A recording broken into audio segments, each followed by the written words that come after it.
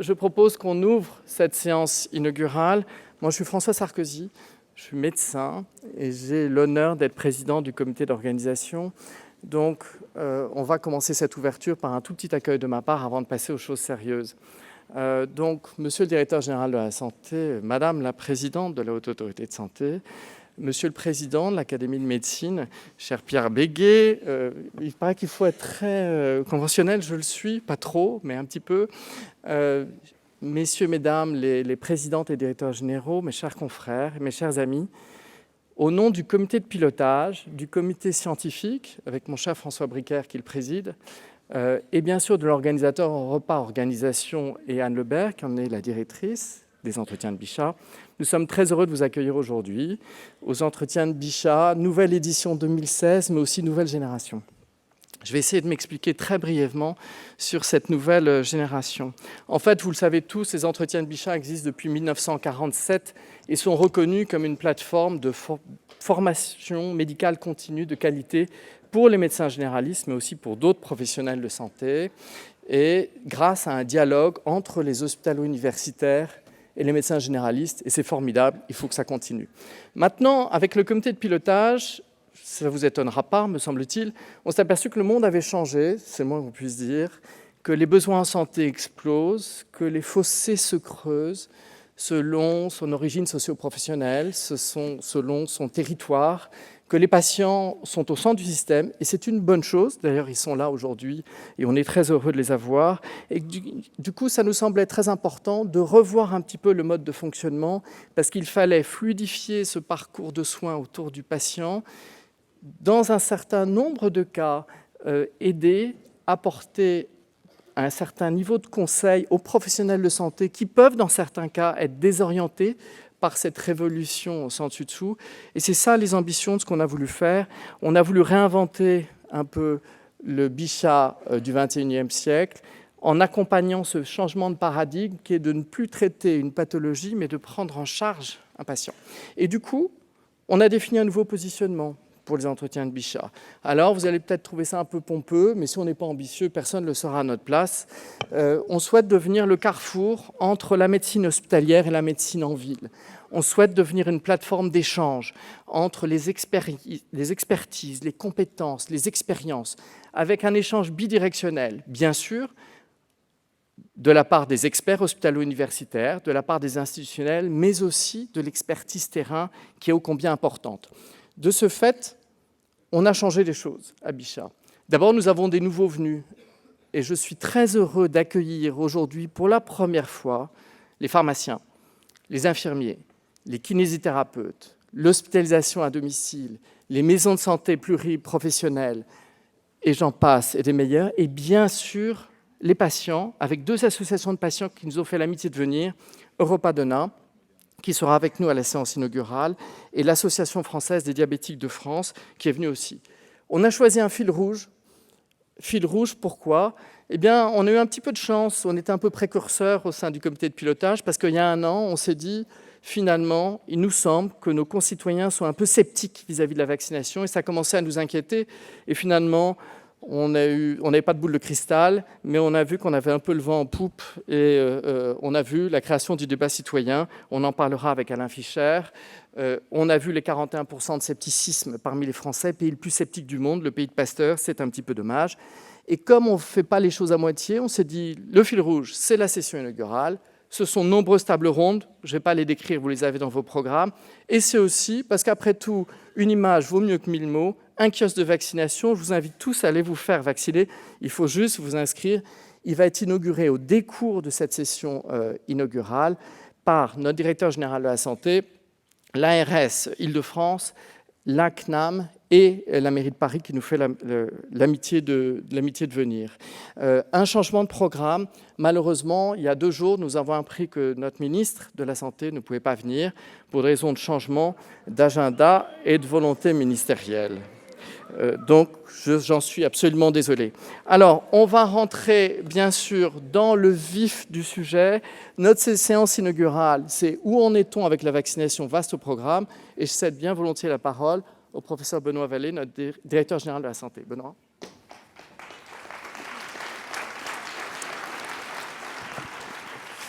Merci beaucoup François. Bonjour à tous.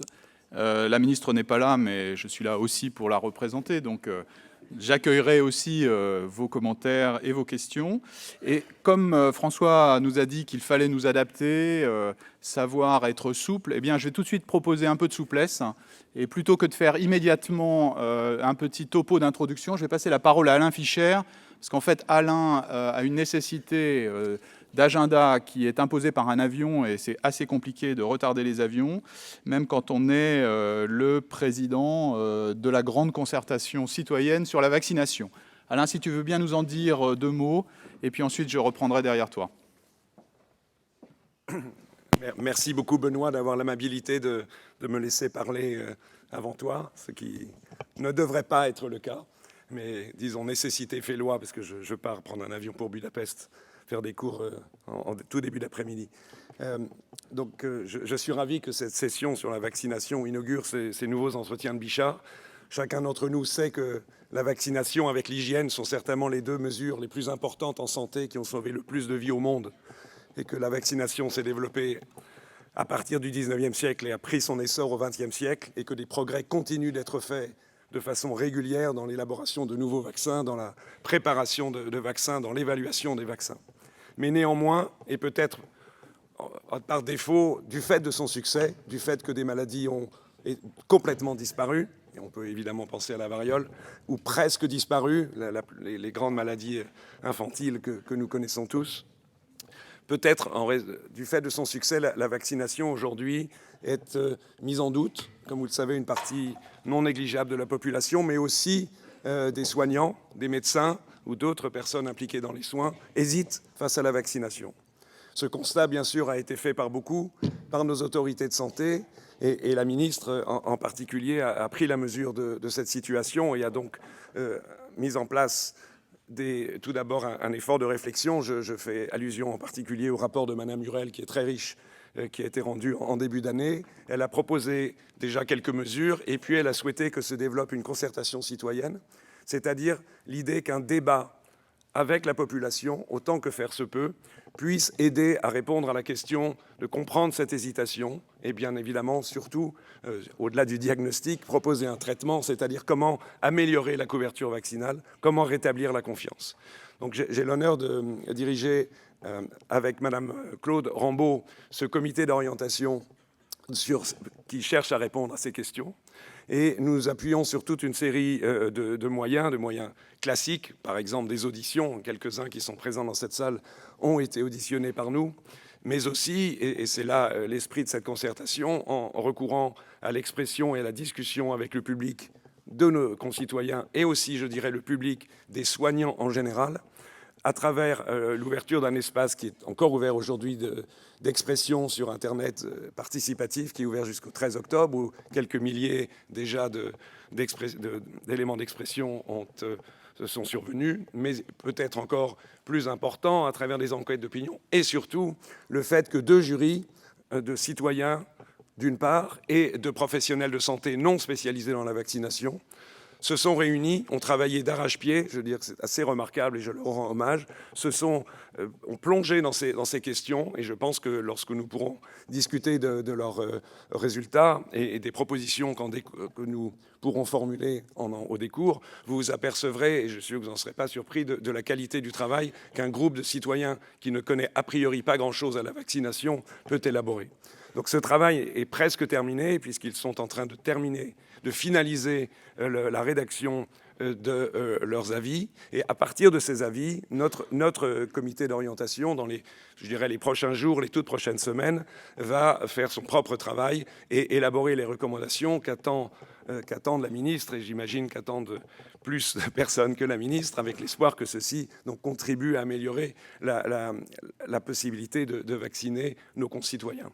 Donc je pense que le calendrier, sans pouvoir être tout à fait précis encore aujourd'hui, doit faire en sorte que les éléments de recommandation, de diagnostic et de recommandation devraient pouvoir être rendus publics, sans doute à la fin du mois de novembre ou au pire au début des mois de décembre. Donc nous sommes assez proches de la fin de ce travail, mais sans doute aussi dans la phase la plus active de synthèse synthèse et de préparation de ces recommandations. Donc voilà ce que je pouvais vous dire. Et je suis conscient que la tâche est très importante. Beaucoup de personnes au quotidien travaillent pour améliorer la capacité de vacciner en France.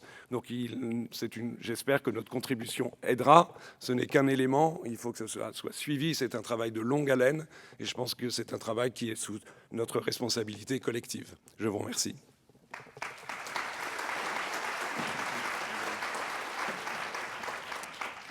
Merci beaucoup, Alain. Je pense que c'était très bien d'avoir ta présentation en introduction, puisqu'en réalité, ce sera vraiment le sujet de fin d'année. Et au regard du sujet de cette séance inaugurale, commencer par cette grande consultation me semblait tout à fait approprié. Donc, bonjour à tous et heureux d'être avec vous à Bichat. D'ailleurs, vous noterez que j'ai adopté la couleur des entretiens de Bichat pour être dans le ton. Et en trouvant le sac ce matin, j'étais parfaitement content de cette harmonie. On est ici avec la Direction générale de la santé. Beaucoup d'équipes et beaucoup d'efforts ont été faits pour accompagner François Sarkozy cette année dans les entretiens de Bichat, avec une idée socle qui est celle, finalement, on en avait parlé l'année dernière, que la prévention et la promotion de la santé trouvent toujours plus leur place dans ce forum des médecins, puisque effectivement on est engagé aujourd'hui, et la Haute Autorité de Santé est sur cette ligne-là également, vers une ouverture du curatif, sans l'oublier et sans l'abandonner, vers l'effort de prévention et de promotion de la santé. Vous trouverez d'ailleurs dans vos sacs un numéro qui est le numéro des 60 ans de la Direction générale de la santé, et dont un des enjeux stratégiques majeurs est effectivement un investissement plus fort en promotion et en prévention. Et j'espère que ce numéro vous donnera envie d'avoir des échanges plus nourris avec nous, de telle sorte que nous puissions conduire une réforme du système de santé qui est en droite ligne de la stratégie nationale et de la loi qu'a voulu notre ministre. Donc je veux vraiment remercier le comité de pilotage auquel la DGS a contribué pour faire cette année de la promotion et de la prévention en santé une véritable affiche et un fil rouge, comme ça a été indiqué par François Sarkozy. Je veux remercier évidemment tous les professionnels qui sont présents, et en l'occurrence ceux qui seront emblématiquement dans la table ronde qui vient, aussi bien les ordres que les représentations de la Fédération française des maisons et pôles de santé, Pierre Dehaas, mais aussi la représentation de la démocratie en santé, Madame Debiais, et je pense que le partage entre les professionnels et les citoyens, les usagers, les patients, dans cet effort nouveau de conquête de la santé, me semble quelque chose d'extrêmement important. Ensemble, professionnels, associations, usagers, dans le combat qui est celui de la vaccination, c'est-à-dire de l'imposer à nouveau, d'en faire un socle de prévention majeur, eh bien votre présence, votre action collective est un élément important pour réussir ce que nous souhaitons être une amélioration de la couverture vaccinale, et ceci dans de nombreuses rubriques du domaine du vaccin. Il y a d'ailleurs aux entretiens de Bichat plusieurs tables rondes qui se penchent aussi bien sur les seniors, sur les professionnels de santé, mais aussi sur les adolescents, sur cette question de la vaccination. Et vous savez par exemple que les familles sont toujours frappées par la perte d'un proche affecté de méningite. Et en réalité, quand on regarde entre l'enfant qui aujourd'hui est plutôt bien vacciné contre le méningocoque C et la réalité chez l'adolescent, entre 19 et 25 ans, on a des couvertures vaccinales qui n'avoisinent pas 10% chez le jeune, tout simplement parce que la revaccination n'est pas faite. Et donc, on a un effort très conséquent sur ce type de fatalités qui, lorsqu'elles surviennent, mettent un désordre absolument considérable. La vaccination sauve des vies, on l'oublie, et il suffit d'avoir une très sévère émergence infectieuse comme Ebola pour que tout de suite la question qui est posée est au fond pourquoi vous n'avez pas de vaccin prêt. Et donc le rappel à l'ordre qui est fait par les maladies sévères, aujourd'hui Zika, nous amène à penser que la vaccination est un élément extrêmement important de la prévention. En revanche, quand ces maladies ont disparu, la poliomyélite, quasiment, eh bien, en tout cas en France, eh bien, on ne se pose plus la question de savoir à quoi sert le vaccin, et donc on considère à tort qu'on peut s'en passer, et effectivement l'incompréhension à ce moment-là s'installe. La vaccination a permis la disparition de nombreuses maladies. Je pense qu'Éric Orsena saura nous le rappeler. Il a commis un livre sur Pasteur, qu'on lui remercie d'avoir produit, pour une raison assez curieuse d'ailleurs, puisqu'en réalité, il occupe le fauteuil de Pasteur à l'Académie française, et son voisin de pupitre, si j'ose dire, François Jacob, lui avait dit « Mais au fond, pourquoi est-ce que tu occupes le fauteuil de Pasteur sans réellement te préoccuper de son existence ?» Et donc, je pense que Éric a beaucoup appris en allant le long de la vie de Pasteur, et il nous en fera certainement quelques restitutions. Alors Pasteur, on lui doit beaucoup de choses, très clairement, en tout cas pour ce qui est de la vaccination, mais on lui doit aussi quelques phrases, dont l'une qui est « Ayez le culte de l'esprit critique », disait-il. Réduit à lui seul, il n'est ni un éveilleur d'idées, ni un stimulant de grandes choses. Sans lui, tout est caduque. Il a toujours le dernier mot. L'esprit critique, parfois, nous embête un peu, quand même, pour ce qui est du domaine de la vaccination, parce que très typiquement, cet esprit critique est vraiment une affaire française. Et quand on regarde la dernière enquête du London School of Hygiene and Tropical Medicine, qui a été faite auprès de 65 000 personnes dans 67 pays, eh bien, que croyez-vous qu'il arriva ? La France y remporte le titre de championne du scepticisme vis-à-vis de la vaccination, ce qui est quand même assez incroyable, avec 41% des sondés qui estiment que les vaccins ne sont pas sûrs. Donc j'espère qu'Alain Fischer voit le problème qui est devant lui. Il est assez conséquent. Et effectivement, on a tous beaucoup d'espoir que ce débat national sur la vaccination permettra de faire basculer ces 41%. Après tout, en 2009, le nombre de sceptiques n'était que de 10%. Et donc, la marche en avant des sceptiques a été considérable. Et donc, la responsabilité qui est la nôtre est immense. Et il nous faut l'affronter. Et je pense qu'il faudra l'affronter d'une manière pluridisciplinaire. On ne s'en sortira pas sans cela, en gardant le médecin au cœur du parcours de la santé vaccinale, mais en ayant une action qui soit portée par l'ensemble des professionnels de santé. Et je souhaite, et je pense que c'est quelque chose que nous pourrons faire, avec l'ordre des médecins, l'ordre des pharmaciens, l'ordre des infirmiers et d'autres, je pense que nous pourrons lancer une vraie réflexion sur ce que doit être le parcours de vaccination et comment l'améliorer, quitte à faire des expérimentations, et je sais que des propositions sont faites, et il nous faudra effectivement voir ce qu'elles proposent. Alors la ministre de la Santé, et Alain Fischer l'a rappelé, a proposé, dans les suites du rapport Rurel, un plan qui se décline en 4 axes principaux. Le 4e, je ne le détaillerai pas puisqu'il a été présenté par Alain, c'est celui du grand débat sur la vaccination. Le premier de ces axes était d'améliorer la communication. Et donc cette communication, elle est multivecteur. Aujourd'hui, nous faisons partie de cette communication et il faudra continuer à la développer pour renforcer cette indispensable confiance dont on parle.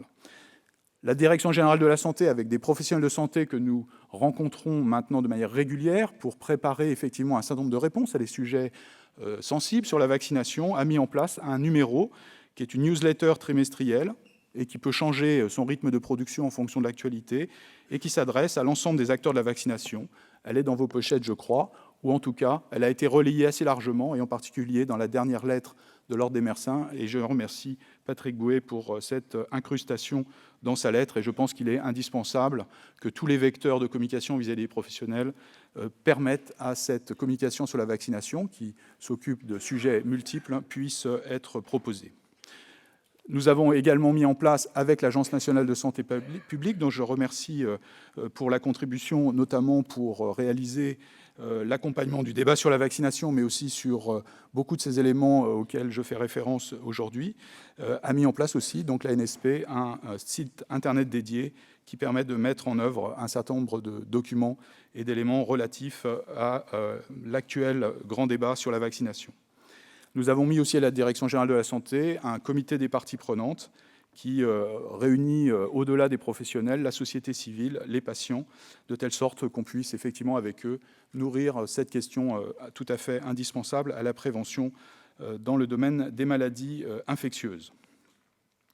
Le deuxième point important a été celui d'une révision de la gouvernance de la vaccination, notamment un partage plus fort avec les professionnels. Je ne reviens pas sur ce groupe de dialogue que j'ai évoqué précédemment, mais aussi une réflexion sur la place du comité technique des vaccinations et donc un souhait de la ministre de le rapprocher de la Haute Autorité de Santé.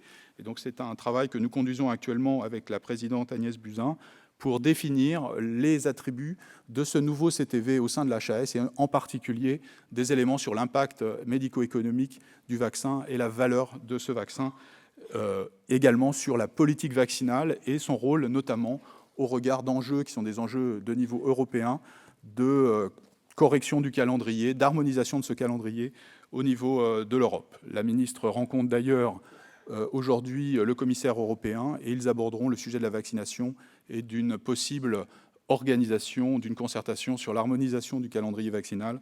Vous savez qu'il y a autant de calendriers vaccinaux qu'il y a de pays européens et il y a autant de présentations et de formulations des doses qu'il y a également de pays européens et ceci est en partie responsable des tensions et des ruptures. Puisque je parle de ces phénomènes de pénurie, vous savez également que le ministère a engagé, puisque ceci a été publicisé, des relations avec l'industrie, avec le LEM Vaccin, pour organiser mieux l'anticipation sur les phénomènes de tension et de pénurie. Elles sont, pour un certain nombre d'entre elles, absolument impossibles à éviter, puisque la chaîne de production du vaccin est quelque chose d'assez complexe. C'est un produit qui ne se fabrique pas en quelques semaines. Il faut plusieurs années pour fabriquer un vaccin, et avec des contrôles de qualité à chaque étape du développement, qui suppose effectivement de pouvoir parfois anticiper et parfois de ne pas pouvoir le faire, et donc de trouver des solutions qui sont des solutions dans l'urgence. Et je remercie les représentants du LEM Vaccin pour un certain nombre de solutions qui ont été trouvées effectivement dans l'urgence ces dernières semaines ou ces derniers mois et dont vous n'avez parfois même pas entendu parler puisqu'ils ont été gérés et de manière tout à fait efficace. Demain, nous continuerons de parler de vaccination ici à Bichat puisqu'il y aura le lancement de la campagne vaccination. J'espère que beaucoup parmi vous pourront venir à ce lancement. La presse sera présente et nous répondrons aux questions qui seront posées dans le cadre de la vaccination contre la grippe. La grippe, c'est extrêmement important puisqu'elle est responsable en moyenne chaque année de 9000 décès. C'est quand même ajouter 9000 décès supplémentaires à la présentation régulière mensuelle des décès. Et donc la période hivernale connaît chaque année une augmentation et avec des épisodes de grippe sévères qui parfois entraînent un supplément de décès qui est considérable. Et donc il y avait eu ce supplément il y a 2 ans avec un chiffre qui avait avoisiné les 13 000. Donc au-delà de la partie morbidité, puisqu'il y a des hospitalisations, notamment des hospitalisations en réanimation, il y a tout un aspect social, un coût social et un fardeau économique de la grippe pour lequel on sait que la prévention par la vaccination peut permettre de très largement couvrir le sujet. Et j'aurai certainement l'occasion demain de revenir largement sur l'importance qu'il y a à se vacciner contre la grippe. Je vous espère effectivement nombreux présents dans cette salle. Pour terminer, et donc François Sarkozy l'a évoqué, ainsi qu'Alain Fischer, nous aurons la possibilité de nous vacciner ici, à Bichat. Et donc nous commencerons d'emblée après cette séance inaugurale. Je remercie Christophe Devis et l'assurance maladie qui ont permis, avec les équipes de la direction de la santé et d'autres, de mettre en place ce kiosque de la vaccination. Et donc j'espère que parmi vous, dans la salle, nombreux seront ceux qui se font vacciner. Effectivement, en tant que professionnel de santé, je pense que nous devons être une barrière contre le virus grippal. Et donc je compte beaucoup sur vous pour le faire. Et moi, je le ferai à titre, évidemment, d'exemple, une fois cette session terminée. Je pense que cette session va être passionnante et je crois qu'il est maintenant temps de réunir les différents invités autour de la table ronde. Merci beaucoup. Merci beaucoup. L'idée d'une table ronde sur un sujet comme celui-là, comme vous voyez, ça a suscité un certain niveau d'enthousiasme. Et je veux dire qu'on a beaucoup de chance parce que je tiens absolument à remercier tous nos amis institutionnels qui sont venus. Ils ont tous accepté d'être là pour lancer ce débat. Alors, un débat, maintenant, Alain est parti, un débat 11, c'est toujours un peu compliqué. Donc, nous sommes convenus d'une règle de fonctionnement, c'est que chacun va s'exprimer pour répondre à une question, un premier point de vue, pendant à peu près 5 minutes, de telle sorte qu'après, nous puissions avoir un débat sur différents types de questions. Et nous avons la chance d'avoir un candide qui est absolument pas candide, qui est notre ami, bien sûr, académicien Éric, dont Benoît a déjà fait l'introduction. Alors, initialement, on devait commencer par le débat citoyen. On a donc commencé avant l'allocution de Benoît. Et juste derrière les citoyens, il y a les patients. Et c'est quelque chose qu'on voulait absolument faire cette année, comme j'ai dit tout à l'heure dans mon propos introductif, c'est d'avoir les patients qui viennent. Et je pense, Dominique Debiais, donc je vais présenter individuellement chacun d'entre vous avant son allocution, enfin avant ses commentaires. Dominique Debiais, vice-président de l'association Europadona, qui est une association européenne, comme son nom l'indique, qui au départ s'intéressait exclusivement au cancer du sein et qui maintenant s'intéresse à l'ensemble des patientes atteintes de cancer féminin. Donc moi, j'aimerais bien avoir votre point de vue sur comment les femmes atteintes de cancer du sein, finalement, sont-elles vaccinées, et puis un mot sur ce qu'elles pensent de tout ce débat sur la vaccination. Dominique. Alors d'une part, merci beaucoup de nous avoir invités. J'avoue que je suis très honorée et très fière. Je crois que c'est la première fois peut-être qu'une association de patients est dans une séance inaugurale avec des gens de cette qualité. Je suis en effet Dominique Debier. Je crois que je ne me suis pas assis à la bonne place, je suis désolée. On va changer. Déjà, je pense que les entretiens de Bichat, pour nous, en tant qu'association de patients, sont quelque chose de très important, puisque nous défendons au niveau d'Europa Donna l'importance du médecin généraliste, qui est vraiment maintenant, avec la diffusion de tous les traitements à domicile et des traitements oraux, est vraiment un élément très important de la chaîne de soignants. Alors, concernant, je dirais, la vaccination, je vais vous dire en toute humilité que notre association de patients, on s'occupe d'abord d'une part dans le cancer du sein, avec une approche qui est avant le cancer, avec le dépistage, pendant le cancer avec la prise en charge des patients, après le cancer, quand on fait remonter aussi des problématiques des patientes. Et je vais vous dire que la vaccination, ce n'était pas quelque chose qui nous avait beaucoup interpellés. C'est d'ailleurs avec... donc on sait, heureusement François nous a invités à venir parler, et donc on a regardé et on est un peu affolé par les chiffres. Tout simplement parce que la vaccination chez la femme immunodéprimée ou dans les cancers en général, c'est manifestement quelque chose de très mal connu. Je regrette qu'Alain Fischer ne soit parti, on en parlait juste avant la conférence, où il nous disait c'est dramatique. Je veux dire, on a des taux. Alors déjà, les taux de vaccination ne sont pas très bons en France, mais alors chez la patiente cancéreuse, c'est absolument très très bas, puisque moi j'ai retrouvé des chiffres de 30%, mais qui sont un peu anciens. Ça veut dire qu'il y a une méconnaissance totale. Alors, je me jette la première pierre, des patients, des associations de patients, du médecin généraliste et surtout des oncologues qui ne sont pas du tout, je pense, qui font tellement d'autres choses que du coup, ils ne pensent peut-être pas aux choses peut-être beaucoup plus simples. Et la vaccination contre la grippe, là, on va tous y aller d'un seul homme ou d'une seule femme. Mais c'est aussi très important que ce soit les patientes qui se fassent vacciner et puis derrière aussi leur entourage. On oublie souvent de parler que le risque chez une patiente immunodéprimée d'avoir une grippe est multiplié, je ne sais plus, par 5 ou 10 ou 20 fois, tout simplement parce que le mari, la femme, les enfants vont avoir la grippe et elle va être contaminée comme ça. Donc c'est vraiment très important d'avoir ça en tête. Et j'avoue que je suis ravie parce que je pense que nous, au niveau de notre association, ça va nous pousser à passer des messages, des messages simples il ne faut pas avoir peur de la vaccination. Et au contraire, c'est vraiment une protection très importante. Merci Dominique. On comprend bien qu'il y a une espèce de no man's land un petit peu entre d'un côté les cancérologues qui s'occupent du cancer, qui pensent que la vaccination relève du médecin généraliste, et le médecin généraliste qui n'ose pas forcément initier les choses tant qu'il n'a pas l'avis du cancérologue. On y reviendra. Alors, on a vu le point de vue citoyen, le point de vue patient. Dominique vient de parler d'hématologie. Alors, c'est un lien très naturel avec le professeur Agnès Buzyn, qui est bien sûr hématologue, qui était présidente de l'Institut national du cancer, qui est maintenant présidente de la Haute Autorité de Santé. On a bien entendu ce qui est en train de se passer. Benoît y a fait allusion. L'HAS s'intéresse maintenant à la prévention. Alors, comme les Français sont inquiets, ils ont envie de se reposer sur une évaluation dure, scientifique, sur lequel on peut se reposer. Alors, on en est où aujourd'hui ? Avant d'aborder le point directement autour de l'évaluation des vaccins par la Haute Autorité de Santé, je voudrais échanger avec vous sur quelques faits, quelques observations sur lesquelles je pense que nous sommes tous d'accord. Premièrement, les vaccins sont la famille de médicaments qui ont sauvé le plus de vies au monde. Deuxièmement, les maladies émergentes, depuis l'émergence du VIH-Sida dans les années 80, n'ont cessé de challenger nos sociétés, nos organisations. Je pense au MERS, je pense au coronavirus, je pense à la grippe H1N1, la grippe aviaire, Zika, Ebola. Et aujourd'hui, les scientifiques ne voient qu'une seule issue face à ces maladies émergentes, la fabrication de vaccins dans des délais compatibles avec le contrôle de ces maladies.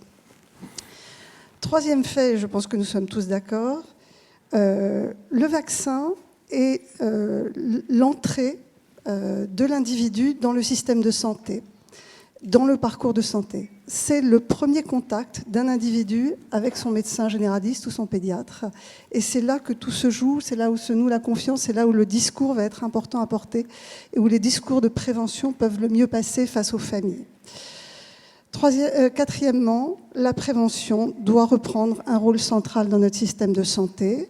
Nous devons inverser la tendance de façon à maintenir notre système de santé solidaire tel que nous le connaissons aujourd'hui.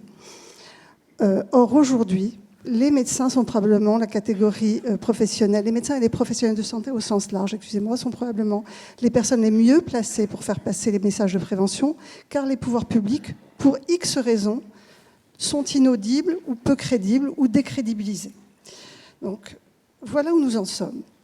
Alors, face à ça, je vois trois paradoxes. Le premier, c'est que nous sommes tous conscients que l'avenir est au vaccin face aux maladies émergentes, et pourtant nous doutons plus que jamais. Deuxième paradoxe, nous devons inverser l'équilibre soins-prévention, et notre pays ne l'a pas fait. Aujourd'hui, nous n'avons pas inversé cela. Dans les études de médecine, nous sommes très peu formés au message de prévention, et donc il y a tout un champ aujourd'hui à explorer pour que les médecins se réapproprient et les professionnels de santé se réapproprient la prévention comme faisant partie intégrante de la prise en charge. Et troisième paradoxe, les pouvoirs publics étant inaudibles, ne pouvons-nous pas renforcer la participation des médecins à ces messages de prévention en individualisant les messages de prévention et en arrêtant ces grandes campagnes qui, quelque part, effraient la population et sont très peu écoutées. Donc il y a pour moi un enjeu de médecine personnalisée, d'individualisation des messages, et là, le médecin peut reprendre son rôle et sa place.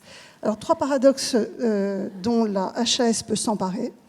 Redonner la confiance face aux vaccins, et c'est là où intervient l'évaluation. Donc, nous devons évaluer les vaccins comme nous évaluons les médicaments, avec un seul angle de vue, est-ce que le vaccin apporte un bénéfice clinique à l'individu qui va se faire vacciner? Et c'est le seul critère pour être remboursé aujourd'hui pour un médicament, ça doit être le seul critère pour un vaccin. L'évaluer avec la rigueur scientifique qui est celle de la HAS, avec la bonne prévention des conflits d'intérêts, dont on sait qu'en particulier dans le champ du vaccin, ils sont compliqués à gérer, car nous avons besoin de compétences spécifiques, et pour autant, nous devons être rigoureux et impartial dans l'évaluation. Donc, ce devoir d'impartialité, la HAS s'en porte garante. Deuxième paradoxe sur lequel nous pouvons intervenir, c'est sur réinvestir le champ de la prévention. Et là aussi, Benoît Vallet l'a dit tout à l'heure, la prévention doit faire partie intégrante des prises en charge des pathologies chroniques, des pathologies aiguës, et donc du parcours de soins tel que la HAS le voit actuellement. Et donc il va falloir rééquilibrer le travail que nous faisons sur les thérapeutiques par rapport aux prises en charge non médicamenteuses. Et troisièmement, faire en sorte que la prévention soit réinvestie par les professionnels de santé dans les recommandations de la HAS et professionnels de santé au sens large, dans leur pluridisciplinarité. Voilà. C'est très clair. Merci beaucoup. Merci Agnès pour ça. Oui, on peut applaudir à chaque fois. Je suis assez d'accord. Ce qui se conçoit bien s'énonce clairement. Merci. Alors justement, vous parlez de réinvestir, que la prévention soit réinvestie par l'ensemble des professionnels de santé. Alors bien évidemment, il y a un acteur clé qui est le médecin. Donc nous avons la chance d'avoir aujourd'hui le docteur Patrick Bouet, qui est président du Conseil national de l'Ordre des médecins. On a vu d'ailleurs dans le passé récent certains gestes forts de l'Ordre des médecins en faveur de la vaccination. Donc on a l'impression qu'effectivement, vous considérez que la vaccination fait partie du rôle, a une place importante dans le rôle du médecin traitant. Vous pouvez nous en dire un petit peu plus sur la position de l'Ordre là-dessus? Oui, enfin, la position de l'Ordre qui finalement n'est que l'expression de la volonté de l'ensemble des médecins inscrits au tableau. Je voudrais structurer mon intervention sur 4 mots. Les objectifs, les moyens, le doute et la gouvernance. Les objectifs, ceux qui m'ont précédé les ont très clairement affichés et il n'y a aucune ambiguïté sur le fait que l'institution ordinale est dans un mécanisme d'accompagnement, voire même d'incitation et de promotion à cet objectif général de prévention collective et individuelle dans lequel nous ne pouvons pas admettre d'être passés en moins de 10 ans à un tel taux de perplexité de la population et des professionnels vis-à-vis de l'engagement vaccinal. Les moyens, et nul doute qu'étant plusieurs représentants des ordres des professions de santé, nous aurons à exprimer chacun nos différences. Les moyens, c'est parce qu'aujourd'hui, on demande à ces professionnels, et notamment aux médecins, d'être l'acteur central d'une politique de prévention pour laquelle, comme l'a dit Agnès Buzyn, aujourd'hui, l'ensemble de la formation et des mécanismes qui entourent cette responsabilité de prévention n'est pas réellement défini et n'est pas réellement apporté à l'ensemble des professionnels. Le doute, parce qu'aujourd'hui pèse sur le médecin, et je ne parlerai que de lui, mes collègues parleront de leur propre profession, l'obligation d'expliquer une situation qu'on ne lui a pas expliquée.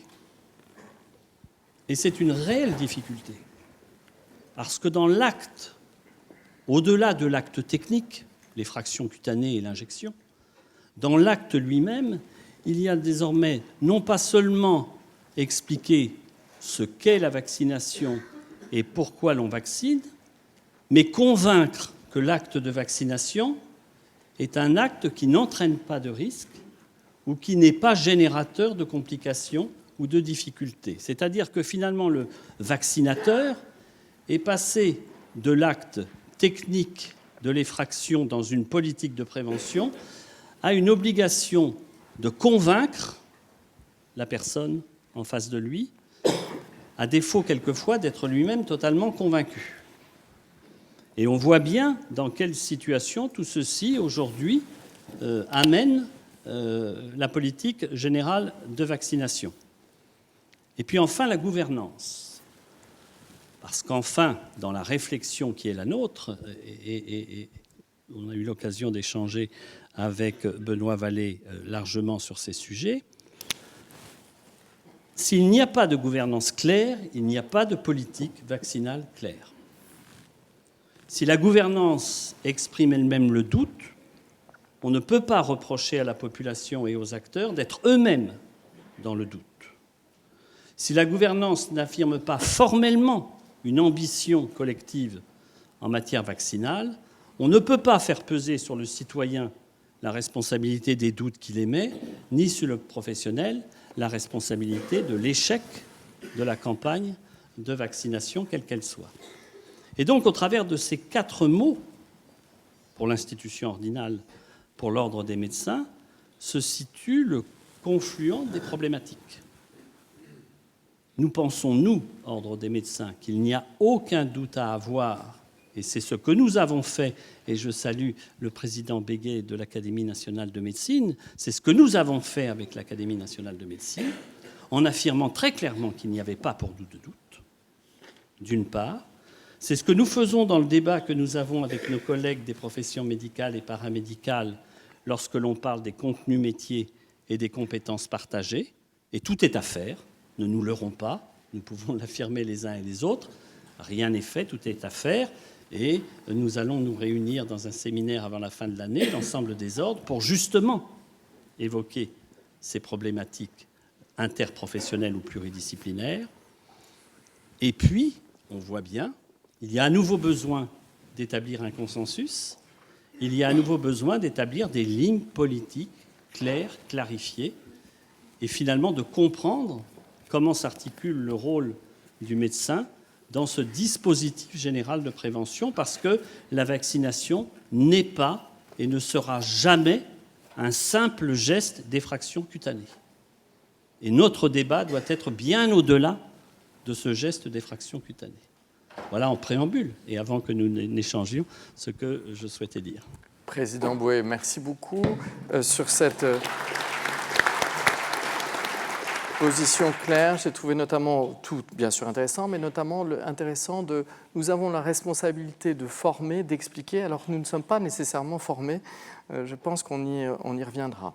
Alors, il y a un autre, bien sûr, acteur aussi qui est important en termes de professionnels de santé, c'est bien sûr les infirmiers. Donc on a la chance d'avoir le président Didier Borniche, qui est président du Conseil national de l'Ordre des infirmiers. Donc ce serait intéressant de voir avec vous votre vision des choses et aussi le rôle justement de l'infirmier dans le parcours vaccinal. Est-ce que c'est plus particulièrement pour les patients chroniques? Vous nous disiez un petit peu où vous en êtes et ce que vous en pensez. Président Borniche. Merci d'avoir invité les infirmiers à vos débats. Je ne vous cache pas l'embarras qui est le mien, et ça a été évoqué tout à l'heure, d'évoquer la situation globale de la prise en charge de la grippe dans ce pays en ne montrant pas nous-mêmes l'exemple, puisque dans une enquête relativement récente, il avait été affiché que seulement 24,4% des infirmiers et des infirmières de ce pays étaient vaccinés, contre 55% chez nos amis médecins. Alors, il y a là, à l'évidence, et j'ai commencé par cette présentation pour vous dire que le doute est aussi chez nous. Il est aussi chez nous, professionnels de santé, et aussi chez nous, infirmiers et infirmières. Dans nos prérogatives, l'éducation à la santé occupe une place extrêmement importante. Et il est bien évident que porter certains messages quand on n'en est pas intimement convaincu représente sûrement une difficulté majeure. Donc je pense que parmi les pistes d'amélioration, il va nous falloir travailler les uns et les autres sur l'amélioration des connaissances vaccinales à l'intérieur des études que nous suivons. Même si ce point est évoqué, il est à notre sens insuffisamment. Les résultats que je viens de vous donner en sont un exemple. Alors, les infirmiers et les infirmières dans ce pays représentent environ 5 à 600 000 personnes. Donc on peut presque dire qu'un Français sur 100 est infirmier ou infirmière dans ce pays. Que nous avons une chance extraordinaire, c'est d'avoir un réseau d'infirmiers libérales, et je ne jette la pierre à personne, mais qui est probablement le seul professionnel de santé à se rendre encore au domicile du patient de manière régulière, et que c'est une chance qu'il faudrait saisir. Je l'avais d'ailleurs écrit à plusieurs reprises à notre ministre de la Santé, pour faire des propositions dans ce sens et faire que notre profession soit plus étroitement associée à la vaccination. Alors vous évoquiez tout à l'heure la prise en charge des maladies chroniques. Moi, je voudrais l'étendre davantage. Pourquoi ? Parce que aujourd'hui, la loi nous autorise, nous, infirmiers, à vacciner les patients de plus de 65 ans qui ne sont pas en primo-vaccination. Autrement dit, la loi nous autorise à vacciner les sujets les plus fragiles, réputés avoir le plus de complications, et ne nous autorise pas à vacciner la plus grande partie de nos concitoyens qui sont censés être réputés en bonne santé.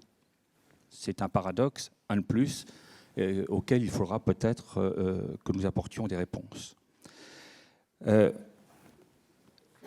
Il paraît absolument fondamental que dans le cadre, et Patrick Bouet vient de l'évoquer, que dans le cadre de la redistribution des compétences, je préfère l'appeler comme cela, des professionnels de santé, que les infirmiers et les infirmières, et c'est prévu dans le cadre de la loi de santé, puissent avoir un élargissement de leurs compétences.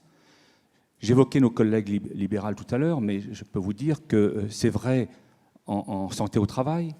Et si la santé au travail occupe une place aujourd'hui extrêmement compliquée, il n'en demeure pas moins que c'est un lieu de prévention quand même tout à fait essentiel. En médecine scolaire, aujourd'hui, où, vous l'évoquiez tout à l'heure, Madame, les vaccinations devraient être, j'allais dire, davantage suivies. Je suis d'une génération, comme certains d'entre vous dans cette salle, où la vaccination était parfaitement suivie lorsque nous étions en établissement scolaire, ce qui semble ne plus être forcément le cas. Et enfin, et pour conclure, je dirais que, et je rebondis sur mon propos introductif en disant que nous devons nous donner l'exemple, et donc il faut que nous convainquions du bien fondé de la vaccination. C'est un peu compliqué de dire ça, parce que quand même nous avons plus que d'autres les éléments pour pouvoir le faire.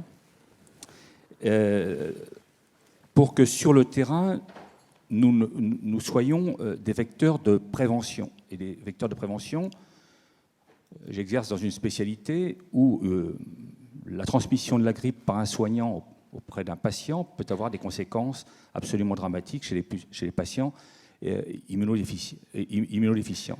Eh bien, dans le paradoxe que j'évoquais tout à l'heure, quand il n'y a pas de vaccin, nous en demandons. Quand il y en a, nous n'en voulons plus. J'ai connu la grande époque de l'hépatite B dans les services de dialyse, services dans lesquels je travaillais, qui ont fait beaucoup de dégâts.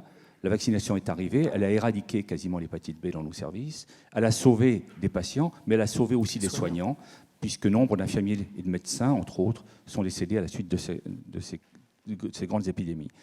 Donc peut-être qu'à un certain moment, c'est comme la ceinture de sécurité, c'est comme la limitation de vitesse, eh bien il faudra que nous réfléchissions ensemble, et M. Vallée me le disait récemment lorsque nous nous sommes rencontrés, qu'à l'intérieur de la loi de santé, ces points peuvent être envisagés. Alors la contrainte n'est pas forcément toujours très bien vécue, mais je crois qu'il faut qu'elle soit comprise, en tout cas par les personnels de santé, qui occupent un rôle essentiel dans la non-transmission de la maladie auprès des patients. Voilà ce que je pouvais vous dire. Merci. Merci beaucoup, c'est très clair. Très intéressant, la faible couverture vaccinale chez les infirmiers. D'ailleurs, aussi bien en ville qu'à l'hôpital, je vous invite à écouter la table ronde sur la vaccination des professionnels de santé, où on parlera de ça avec le professeur Bruno Lina, qui nous fait l'amitié de venir. Alors, bien évidemment, s'il y a un autre professionnel de santé qui est par définition le professionnel de santé, j'allais dire, de proximité des Français, parce qu'ils y vont, dès qu'il y a quelque chose qui ne va pas, ils vont à l'officine du coin. Donc, nous avons la chance d'avoir Madame Isabelle Adno, qui est présidente du Conseil national de l'Ordre des pharmaciens, que je tiens publiquement à remercier pour son engagement à Bichat, et d'avoir joué le jeu de l'ouverture de Bichat vis-à-vis des autres professionnels de santé. Alors, c'est un professionnel de santé qui est dans tous les territoires, le pharmacien d'officine. On a parlé des réticences des Français, des réticences des professionnels de santé, qu'on voit peut-être dans certains cas augmenter. Dites-nous, comment, à votre avis, les pharmaciens, ou quelle est la position des pharmaciens vis-à-vis de la vaccination, et comment pourraient-ils contribuer à améliorer cette couverture vaccinale, déjà au départ, bien sûr, avec l'information, etc. Qu'est-ce que vous en pensez à l'ordre ? Alors avant d'évoquer directement le sujet, merci François Sarkozy et Benoît Vallée pour cette recherche de travailler en interprofessionnalité. Parce que c'est vraiment essentiel dans le domaine de la vaccination, mais aussi dans bien d'autres domaines, donc merci. Alors, le rôle des pharmaciens, en fait, je le vois sous trois points. D'abord, bien évidemment, informer. Informer parce qu'il faut informer le public, et je voulais ici remercier le professeur Chaste, qui préside le CESPharm et qui diffuse des tonnes et des tonnes de documents chaque année, puisqu'on relaye au CESPharm comprendre la vaccination et autres sujets, bien évidemment, qui arrivent chez tous les pharmaciens qui le demandent. Au-delà de ça, les pharmaciens sont comme tout le monde et finissent presque par parfois douter de la vaccination, tant et si bien que l'Ordre des pharmaciens a fait un document qui est en libre accès sur le site de l'Ordre, sur les pharmaciens et la vaccination, et qui rappelle un petit peu comment sont fabriqués les vaccins, qu'est-ce que c'est, etc., etc. Et puis, informer, renseigner, c'est aussi, parce qu'on a fait une enquête auprès du public, et l'on sait maintenant que seulement 4 Français sur 10 savent et précisément où ils en sont de leur vaccination, ce qui est un vrai problème.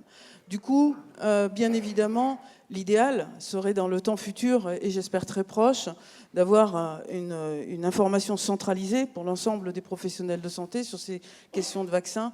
En attendant, nous disposons du dossier pharmaceutique, et le dossier pharmaceutique peut maintenant comporter pendant 21 ans la connaissance des vaccins. Ce dossier pharmaceutique va donc permettre aux pharmaciens, mais également aux médecins, puisque ce dossier pharmaceutique est maintenant accessible aux médecins. Enfin, quand je dis maintenant, on est en attente du décret, mais en tout cas, c'est passé au niveau des textes, et donc en attente aussi de la CNIL. Et pour tous les médecins hospitaliers, et évidemment, comme le dossier pharmaceutique doit alimenter le dossier médical personnel, il sera accessible à l'ensemble des professionnels de santé et des patients. Donc l'idée, c'est de pouvoir renseigner évidemment les Français sur où en sont-ils, au moins sur ces vaccins. Le deuxième point pour les pharmaciens, c'est mettre à disposition le vaccin. Et là, je dois avouer que nous avons travaillé à l'ordre sur les questions de rupture d'approvisionnement. La première des choses, c'était de savoir où est-ce qu'on en était réellement. Et donc, nous avons 3500 pharmacies et demain 10 000 de plus qui servent pour les ruptures d'approvisionnement, d'alerte et informent sur ce sur quoi elles manquent. Aujourd'hui, en matière de vaccins, les chiffres sont absolument effarants. Nous avons, et j'ai regardé hier soir, un vaccin sur 4, plus exactement 23,8%. Donc un vaccin sur 4 qui est en rupture d'approvisionnement. Non seulement il y a le nombre, mais il y a aussi la durée. On est au-delà de 100 jours de moyenne, 53 jours de médiane, et c'est tout simplement impossible, parce que lorsqu'un prescripteur a fait l'effort de convaincre, comme ça a été très bien dit par le docteur Boué, à partir du moment où derrière, on ne peut pas fournir le vaccin, ça décourage littéralement les plus convaincus. Alors bien sûr, je sais que pour fabriquer des vaccins, et je sais qu'ici il y a des représentants du LEM Vaccin et des laboratoires de vaccins, tous les efforts qu'ils fournissent. Je sais que pour faire une usine de vaccins, il faut compter à peu près 7 ans. Je sais également qu'il faut une adéquation au niveau mondial de l'offre et de la demande, ce qui est compliqué. Je sais que les composants sont d'origine évidemment biologique. Je sais que 50 à 70% du temps de fabrication d'un vaccin, c'est des contrôles. Nous savons tout ça. N'empêche, cette situation des ruptures d'approvisionnement dans la patrie de Pasteur est tout simplement impossible. Alors merci à tous ceux qui travaillent, et en tout cas merci pour ce qu'a fait la ministre, pour travailler sur les MITM et donc sur les vaccins, sur ces ruptures d'approvisionnement, de façon à pouvoir des plans de gestion de pénurie. C'est essentiel. Le troisième point, bien sûr, les pharmaciens, vous l'avez tous entendu, souhaitent pouvoir, évidemment sous la direction de la Direction générale de santé et avec les autres professionnels de santé, donc médecins, infirmiers et sages-femmes évidemment, peut-être proposer une expérimentation sur le vaccin grippe. Pourquoi la grippe ? La grippe parce que les taux de vaccination grippe ont baissé de plus de 10 points en à peine 8 ans. L'objectif de la loi de santé publique de 2004, 75%, comme le fait évidemment l'OMS, est loin d'être atteint. La grippe, parce que monsieur le directeur général de la santé l'a rappelé, il y a des morts chaque année. La grippe, parce que les Français sont maintenant favorables, on a fait des enquêtes à ce niveau-là.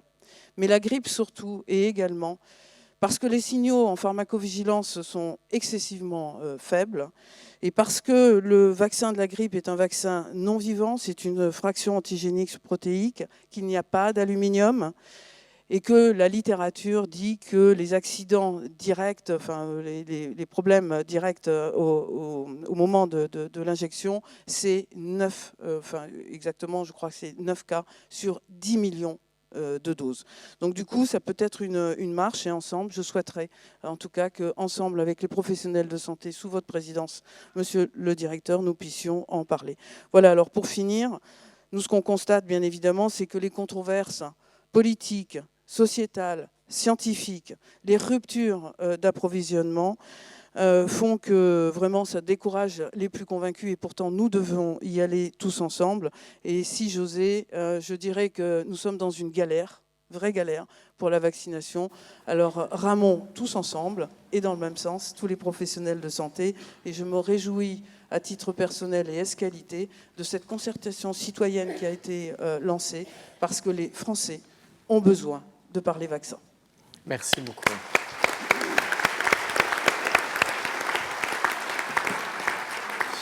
Chère Isabelle, merci de cette conclusion, parce que c'est un peu ma conclusion à moi. Un pour tous, tous pour un. Mais on y reviendra. Ce sera beaucoup mieux dit par notre ami grand témoin, qui ne perd pas une miette de ce que vous êtes en train de dire. Alors, on a vu les différents ordres. Alors, tous les ordres ne pouvaient pas être représentés là sur scène. Je vous prie de nous en excuser. Madame la présidente de l'ordre des sages-femmes ou le président de l'ordre des kinésithérapeutes qui sont un peu moins impliqués directement dans la vaccination. Alors, on a tous insisté sur l'importance de l'exercice pluriprofessionnel, mais l'exercice pluriprofessionnel, il existe. Et ça marche même plutôt pas mal. Alors, on a aussi la chance d'avoir un partenariat très étroit avec la Fédération française des maisons et pôles de santé pluriprofessionnels, en la personne du docteur Pierre Dehaas, que lui aussi, je remercie d'avoir joué le jeu d'emblée avec enthousiasme sur ce nouveau tournant que prenait Bichat. Alors, l'exercice pluriprofessionnel, est-ce que ça change la donne en matière de vaccination, soit pour faciliter la conviction des patients, soit pour la conviction des personnels de santé? Est-ce que c'est un peu différent? Oui, je crois. Sur deux points. Le premier, c'est sur l'acquisition par ces structures des nouvelles techniques et des nouvelles technologies de l'information et de la communication. La bonne nouvelle, c'est qu'aujourd'hui, vous avez un certain nombre de structures de ce type-là qui ont développé des systèmes de relance de patients qui font qu'on a des populations à jour de vaccination, par exemple antitétanique, qui arrivent à 90% sur des territoires. Alors la relance n'est pas aussi efficace que celle des contrôles techniques automobiles, pas encore, mais on est en train de rattraper les vétérinaires, quoi, hein. Ce qui veut dire qu'il y a eu un chemin de fait assez important quand on connaît les chiffres de vaccination de la population française.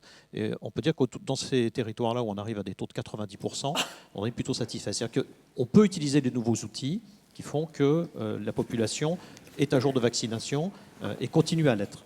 L'autre élément, ce qui est intéressant, c'est que ça a été rappelé tout à l'heure, c'est qu'il y a une augmentation du scepticisme vis-à-vis de la vaccination et que les professionnels de santé, que ce soit le médecin, le pharmacien, l'infirmier, etc., sont tous confrontés à cette augmentation du scepticisme. Et c'est parfois assez compliqué parce qu'il y a 30 ans, vous disiez aux gens, il faut faire le vaccin. Moi, je suis à la campagne. Toutes les vaches, elles sont vaccinées contre la fièvre afteuse, docteur, ça fait du bien au cheptel, donc sûrement que je vais me vacciner aussi, parce que ça fera du bien aussi chez moi à la maison. Et donc, il n'y avait pas cette espèce de scepticisme, on l'a dit, ça a augmenté avec le temps, et c'est un vrai souci, parce que dans nos professions sur les territoires, on est vraiment le maillon entre ce qu'on sait de ce qu'il faudrait faire, et puis une dose d'irrationnel, parfois, qui peut arriver dans la profession. Alors, ils ne sont pas tous du type de celui de la semaine dernière. Ah non, docteur, on ne va pas faire l'hépatite B à mes enfants parce que ma belle-sœur, elle a eu la polyarthrite rhumatoïde après le vaccin. Alors je dis non, c'est pas possible. Ah si, docteur, c'est sûr, parce que même le juge, il l'a reconnu en maladie professionnelle. Alors là, il faut ramer, hein, derrière, c'est compliqué. Alors, Dieu merci, c'est le cas extrême. À côté de ça, vous avez tous ceux qui écoutent, qui tout de même peuvent se laisser influencer, ont des avis parce qu'ils ont fouillé sur un certain nombre d'informations, mais sont en capacité aussi d'écouter les professionnels. Et c'est là où l'équipe de soins primaires a une importance. Parce que quand vous entendez le médecin qui vous dit « moi je vous conseille de faire ceci, etc. », qui passe ensuite à la pharmacie, que le pharmacien dit « ah ben vous n'avez pas pris le vaccin, bah tiens vous prenez celui-là, ah ben moi je vous conseille que », et que quand l'infirmière fait le vaccin, elle dit « ah vous n'avez pas fait non plus celui-ci, pourtant moi je l'ai fait à mes enfants, si Dieu sait que si elle l'a fait », ça remet des couches. Et le fait d'avoir discuté en équipe pluriprofessionnelle et de pouvoir répéter le message plusieurs fois auprès du patient est un élément, bien entendu, de conviction auprès de la population. N'empêche que nous, en tant que professionnels, on a un véritable travail à faire. C'est plus comme avant. Et donc, on a à interroger les gens. On ne peut pas leur imposer la science. On doit respecter leurs croyances. On doit respecter aussi leur approche irrationnelle, parfois, de l'univers et de la médecine. Et on a un véritable interrogatoire qu'on ne faisait pas toujours avant, qui est la recherche des motivations. Qu'est-ce qui vous motive pour refuser ce vaccin? Qu'est-ce qui fait que? Et tant qu'on n'a pas poser cette question, tant qu'on n'a pas obtenu les réponses, c'est très très compliqué d'essayer de convaincre les populations qui ne veulent pas se faire vacciner. Alors à côté de ça, bien sûr, l'histoire des ruptures de stock, c'est une vraie catastrophe pour nous. Ce que disait Isabelle Adno, quand on a réussi à convaincre quelqu'un et qu'il n'y a plus rien à la pharmacie, ça devient très très compliqué. Et je pense que le plus gros travail, c'est cette prise de conscience de ce scepticisme qui augmente et d'être en capacité de se mettre à l'écoute. On n'a pas de jugement scientifique à porter sur les individus, sur les personnes. On a vraiment à s'imbiber de ce qu'ils croient, de ce qu'ils comprennent, de ce qu'ils entendent et faire un véritable travail de conviction. Mais quelle répartition des rôles y a-t-il justement? Parce que vous avez des maisons de santé, bien sûr avec des médecins, bien sûr avec des infirmières, certaines avec des pharmaciens. Quelle est la répartition des rôles dans l'approche de la vaccination? La plupart du temps, c'est le système d'information qui est partagé par tout le monde, qui décide à quel moment la vaccination est faite, puisque c'est programmé. Et ensuite, c'est le médecin qui fait bien entendu une prescription. La plupart du temps, c'est l'infirmier ou l'infirmière qui vaccine, et c'est le pharmacien qui délivre aujourd'hui.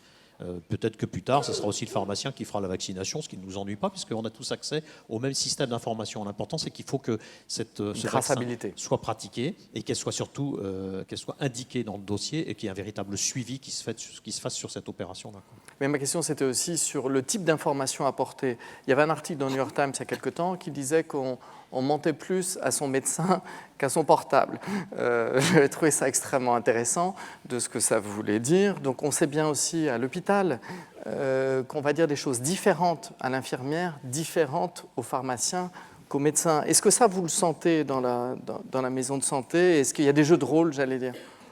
Bien entendu qu'il y a des jeux, et c'est logique de la part de la population, parce que quelquefois elle prêche le faux pour savoir le vrai, d'une part, mais en plus que ça, parce que les relations individuelles ne sont pas les mêmes. Le médecin, il touche, le pharmacien ne touche pas, l'infirmière, elle est tous les jours à la maison, le médecin ne le voit qu'une fois tous les 3 mois, par exemple, si je fais des généralités. Donc bien entendu que c'est des relations qui sont assez différentes et que ça va jouer dans ce rôle-là. Et c'est de l'intérêt de cette équipe-là de se mettre autour d'une table, ce qu'on fait régulièrement, et de protocoliser, entre guillemets, même si j'aime pas ce mot qui n'est pas très joli, autour de la vaccination, et de se dire sur la vaccination quels sont les messages essentiels qu'on passe. Je peux vous assurer que quand vous expliquez à une population ou à un patient qu'il y a eu 3000 morts l'hiver dernier pour la grippe, mais que l'hiver d'avant, à cause de la mutation, il y en a eu tout de même 13 000, ça fait réfléchir tout de même les patients. Sauf que si vous le dites une fois, il est peut-être menteur, le docteur, il me raconte des trucs, c'est pour me fourguer son vaccin. Mais si l'infirmière répète ça et que le pharmacien le répète aussi, bien entendu, à la pharmacie, je veux dire, c'est un message qui devient d'une puissance et d'une force considérable. La stéréophonie des messages, merci beaucoup.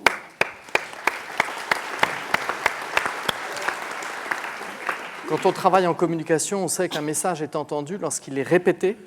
On dit 7 fois, mais ça c'est peut-être les agences de communication qui disent ça pour qu'on les utilise, par des sources différentes et de façon cohérente. C'est exactement ce que vous venez de dire. Alors, bien évidemment, dans le système, pour que ça fonctionne, il faut des professionnels de santé, il y a bien sûr des patients, il y a bien sûr des institutions qui disent ce qu'il faut faire et qui évaluent, mais il faut qu'il y ait un payeur. Donc ça, c'est un point important. Mon cher Luc, pardon. Non, c'est un peu réducteur. Oui, je suis pas bon carnet de chèques, de toute façon. C'est dommage, parce qu'on aurait bien besoin de soutien au sein des entretiens de Bichat, mais ça, c'est anecdotique. Alors, on a la chance d'avoir le professeur Luc Barret, qui est médecin conseil à la Caisse nationale d'assurance maladie des travailleurs salariés. Alors, on va lancer demain la conférence de presse de la campagne de vaccination contre la grippe. On espère que c'est aujourd'hui, mais bon, c'est demain. On a le kiosque de vaccination qui va être ouvert. Il y a une grande... Aujourd'hui, juste après, il y a des campagnes, on y reviendra, larges de communication sur la vaccination contre la grippe. Alors, finalement, pourquoi c'est si important la vaccination contre la grippe pour la CNAM ? Alors, merci François de nous présenter comme le payeur. Heureusement, on ne fait pas que ça. Et en matière, Agnès Buzyn l'a souligné, en matière de prévention, l'assurance maladie a des actions très importantes, et en particulier en tant qu'acteur de la mise en œuvre d'une politique vaccinale voulue par les pouvoirs publics. Il ne faut pas mettre les choses dans l'ordre. Nos actions dans ce domaine, je voudrais les rappeler brièvement, tournent autour de 3 points: la formation, la promotion et le développement des connaissances aussi. Alors la grippe occupe, c'est vrai, une place singulière dans cette affaire, et en écoutant les uns les autres, parce que la grippe échappe à un certain nombre des controverses, le vaccin. Je me demande qu'à trop globaliser la question, la reluctance supposée des Français vis-à-vis de la vaccination, trop globalisée, on perd éventuellement des solutions vis-à-vis de tel ou tel vaccin, dont l'acceptabilité, il y a eu une étude récente de l'ex-INVS montre qu'elle est très variable suivant la nature même du vaccin. Donc, peut-être faut-il raisonner vaccin par vaccin avec leurs problématiques particulières. Alors, en termes d'information, bien sûr, nous avons notre site Amélie qui diffuse largement, tant du côté professionnel de santé qu'assuré, des informations, les recommandations sur la vaccination. Dans les actions de promotion, je développerai plus particulièrement la grippe d'ici un petit moment, mais on connaît moins nos actions de promotion en faveur du vaccin ROR, par exemple, puisque nous avons une action vis-à-vis des parents d'enfants de 15-24 mois qui ne seraient pas vaccinés ou insuffisamment vaccinés, les enfants, bien sûr. Et avec à la clé, un remboursement à 100%. Rappelons que nous remboursons les vaccins délivrés en officine à 65% pour ce qui est des vaccins obligatoires ou les vaccins recommandés. Donc il y a un effort particulier qui est fait pour le ROR, comme il sera fait, comme je vous le dirai, pour la vaccination antigrippale. Développement des connaissances, puisque certains l'ont vu, nous avons conjointement avec la NSM fait une étude sur la relation éventuelle de la vaccination anti-HPV avec les maladies inflammatoires auto-immunes, qui a rassuré largement, puisque en fait aucune association n'a été montrée significative, sauf avec le Guillain-Barré, et encore avec une incidence extrêmement faible de 4 à 5 cas par an. Donc voilà un élément rassurant qui peut contribuer au développement de cette vaccination qui est très controversée par ailleurs. Sur la grippe, je dirais, donc là aussi, on illustre les trois éléments. Information, le lancement officiel de la campagne sera fait demain en direction des assurés, avec des flyers, des spots TV, des articles dans la presse quotidienne régionale, mais aussi en direction de nous, des professionnels de santé, à travers des articles dans le quotidien du médecin. Action de promotion de la vaccination avec des courriers qui sont adressés aux personnes reconnues comme sensibles au risque de la grippe. Citons les plus de 65 ans, certains porteurs de maladies chroniques. On envoie 11 millions de courriers. Avec un bon de délivrance du vaccin qui est pris en charge pour ces personnes à 100%. Nous délivrons aussi et prenons en charge les vaccins dans les PMI et plus récemment dans les centres de vaccination. Et nos centres d'examen de santé, d'ailleurs, viennent d'être autorisés, vous soulignez un certain nombre de paradoxes, viennent d'être autorisés à vacciner, sachant que nos centres d'examen de santé sont ouverts aux populations les plus précaires, qui sont souvent celles qui sont les plus en écart aux soins, et parmi dans les soins de prévention. Donc là, c'est un point important à souligner. Au fil du temps, quelques réflexions sur l'évolution du contenu et de la forme de ces actions. Alors, tout ceci est le produit d'un travail collaboratif entre la DGS, la NSM, l'Agence maintenant de Santé publique France. Et alors, curieusement, c'est vrai que la grippe tue, mais la grippe est à l'origine de beaucoup d'hospitalisations. Et on a fait glisser un peu le message du risque du mort vers le risque d'hospitalisation, avec un certain succès. Je ne voudrais pas dévoiler, parce que c'est vrai que la grippe est un peu singulière, mais dans cette affaire, on a subi un accident qui a fait effondrer le taux de couverture vaccinale, et depuis, on voit une remontée progressive de cette couverture vaccinale dans la population que nous ciblons, donc les sujets particulièrement sensibles aux conséquences de l'affection grippale. Je ne dirai pas le chiffre, il faut le réserver demain, hein, mais les consignes sont strictes. Les consignes sont strictes. Le chiffre est encourageant. Pas de fuite, non, je tiendrai ma langue. Donc, une évolution évolution aussi de la forme, puisque nous lançons une expérience de dématérialisation. Alors, on peut dire, bon, voilà, il y a des économies qui sont liées à la diminution des frais d'envoi des courriers. Mais attention, la dématérialisation permet quelque chose qui a montré son efficacité.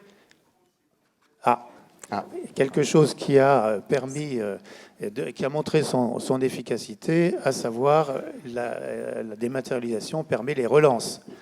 Et donc les relances sont souvent très efficaces en termes d'efficacité pour remporter le résultat final. Alors, la connaissance du statut vaccinal, Isabelle Adenau a évoqué le dossier pharmaceutique et sa connexion. Nous, vous savez que nous travaillons sur le DMP et nous espérons bien sûr que celui-ci pourra contribuer à cette meilleure connaissance du statut vaccinal. Enfin, dans ce domaine, je rappellerai, et mes confrères le savent autant que nous, que dans le cadre de la rémunération sur objectif de santé publique, il y a 2 indicateurs sur la vaccination, la part des patients vaccinés et la part des patients en ALD et porteurs de maladies chroniques particulièrement sensibles aux conséquences de la grippe. Là aussi, les chiffres sont en progression. Voilà. Et alors, un dernier élément, et j'en terminerai par là, parce que je vois François est inquiet. Pas du tout, j'ai l'air inquiet. J'en terminerai par là sur la progression sur les idées reçues, combattre les idées reçues. C'est vrai qu'on mesure après chacune de nos campagnes l'influence éventuelle de ces campagnes sur la régression de ces idées reçues. Alors on peut se réjouir que finalement 80% des patients interrogés pensent que les antibiotiques ne soignent pas la grippe. Ça c'est un chiffre intéressant qui est en progression. Ce qui est amusant, c'est de considérer qu'ils sont eux-mêmes 62%, plus que 62%, à penser que l'homéopathie ne soigne pas la grippe. Donc il y a toujours, là, on voit une conjonction entre le fait avéré et ce qui peut favoriser le recours à telle ou telle thérapeutique ou de faire développer à telle ou telle idée reçue. Mais même si le chiffre est en régression significative, s'agissant pour autant d'un vaccin qui est un peu à l'écart de beaucoup de controverses, il y a encore 40% de personnes qui pensent que le vaccin peut donner la grippe. Donc c'est une mesure quand même qui montre que si nous progressons et si malgré tous les efforts faits, il reste encore des efforts à faire pour améliorer quand même la perception, encore une fois, d'un vaccin qui lui-même est à l'écart de beaucoup de controverses. Donc voilà, François m'avait mis, est-ce qu'on peut avoir une idée du retour sur investissement ? On en parlera dans le débat. On en parlera dans le débat parce que c'est une question compliquée. Merci à vous. Merci beaucoup. Merci, c'est très intéressant. Alors, puisque nous sommes chez lui, à Paris, dans cette belle région d'Île-de-France, il nous semblait normal, puisqu'on a la chance d'avoir le directeur général de l'Agence régionale de santé d'Île-de-France, Christophe Devize. Merci de votre visite. Alors, ce serait intéressant d'avoir justement une perspective dans votre région, où on en est un peu en termes de vaccination. On sait que c'est une région importante par la taille, par la diversité des territoires, avec sûrement des situations assez hétérogènes. Ce serait intéressant d'avoir votre point de vue là-dessus. Merci beaucoup. Merci beaucoup à François Sarkozy d'avoir invité l'Agence régionale de santé d'Île-de-France à intervenir à ces entretiens de Bichat. Et puis merci aussi de nous avoir demandé d'organiser ce kiosque de vaccination en lien avec la mairie de Paris, en lien avec le ministère, la Direction générale de la santé et en lien avec la CNAM. J'espère qu'il aura un grand succès et je vous invite à y participer, bien évidemment. Alors, je vais concentrer mon intervention sur 3 points. Le premier point, c'est la réponse à votre question sur la couverture vaccinale en Île-de-France. Le premier point, vous le savez, c'est que nos jeunes enfants, les très jeunes enfants, bénéficient en Île-de-France d'une couverture vaccinale qui est assez remarquable, avec des taux allant souvent jusqu'à 95% sur l'ensemble des vaccins qui sont nécessaires, et en particulier sur l'hépatite B, sur le méningocoque, etc. Donc des taux qui pourraient être regardés comme très satisfaisants, même s'ils sont évidemment divers d'un vaccin à l'autre. Mais évidemment, on ne peut pas s'arrêter à ce constat positif qui trancherait un petit peu avec tous les discours qui ont eu lieu et qui ne correspondraient pas à la réalité. Le premier point, c'est que ce constat plutôt positif sur les jeunes enfants, on sait qu'on ne peut pas le retrouver sur les adolescents, sur les personnes âgées, sur les personnes atteintes de maladies chroniques. En particulier, s'agissant du vaccin grippal, on sait que là, l'Île-de-France est plutôt en retrait par rapport au territoire national, alors même que sur le territoire national, sauf s'il y a des informations qui sont un peu différentes demain, mais on a constaté dans ces dernières années une baisse assez sensible du recours à cette vaccination. Le deuxième élément qui peut nous amener à douter, c'est le problème des inégalités que vous évoquiez, François, tout à l'heure. L'Île-de-France, vous le savez, c'est une terre de contraste, on va dire. C'est un terme assez banal, mais surtout en matière de santé, c'est tout à fait vrai. On sait que derrière un affichage d'un état de santé globalement satisfaisant, on va dire, voire très satisfaisant, on a des inégalités qui sont extrêmement importantes du fait de difficultés à accéder à l'information, du fait de difficultés à accéder à une offre de santé ou de soins. Et enfin, je ne vais pas faire le panel des inégalités de santé à travers les départements. On pourrait donc s'inquiéter et se demander si en termes de vaccination, on a ces mêmes inégalités. Et en réalité, d'après les informations que nous avons, on ne retrouve pas ces inégalités. On a plutôt un socle assez égalitaire de vaccination qui, je crois, est le résultat en fait, de l'engagement de l'ensemble des professionnels de santé. C'est vrai en Île-de-France, mais c'est vrai aussi, je pense, sur tout le territoire. Et puis aussi de notre grande culture de santé publique que va rappeler certainement Éric Orsenna tout à l'heure. Voilà, donc on a ce socle égalitaire, mais avec un bémol, c'est que nous avons extrêmement peu de renseignements. On a des renseignements globaux, des informations globales, mais on a un système d'information sur la couverture vaccinale qui est très, très déficient, qui ne nous permet pas d'analyser territoire par territoire quelles sont les évolutions. Et comme on le disait, ce n'est pas la même chose que la vaccination dans le 93, à Paris ou dans les Yvelines.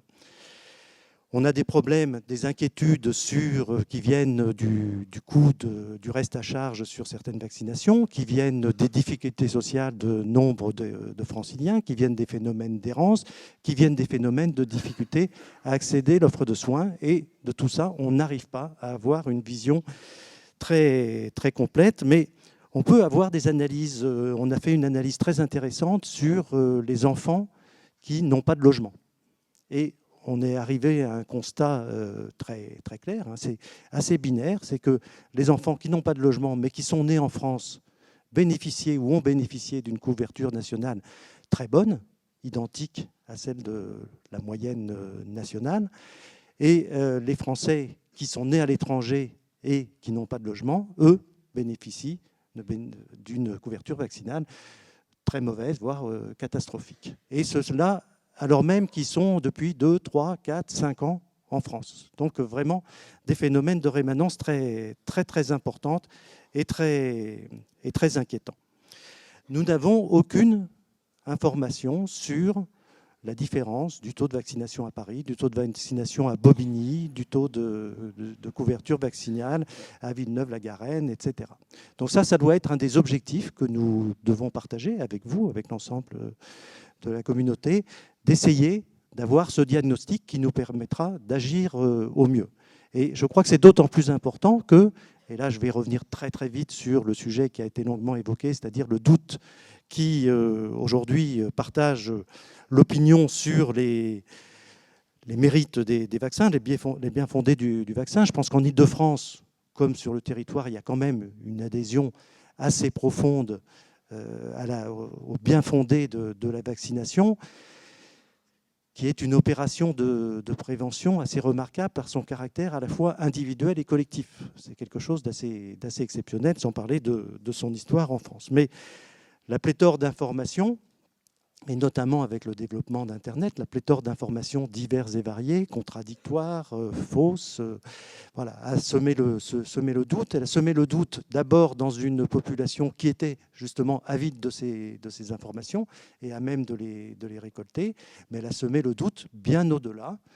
Et bien évidemment, c'est un sujet, vous l'avez tous dit, c'est un sujet qui nous préoccupe tous au premier chef, mais qui, je crois qu'Agnès Buzyn l'a très bien dit, ce n'est pas tellement les pouvoirs publics, c'est pas tellement la Direction générale de la santé, la ministre, le discours de l'ARS.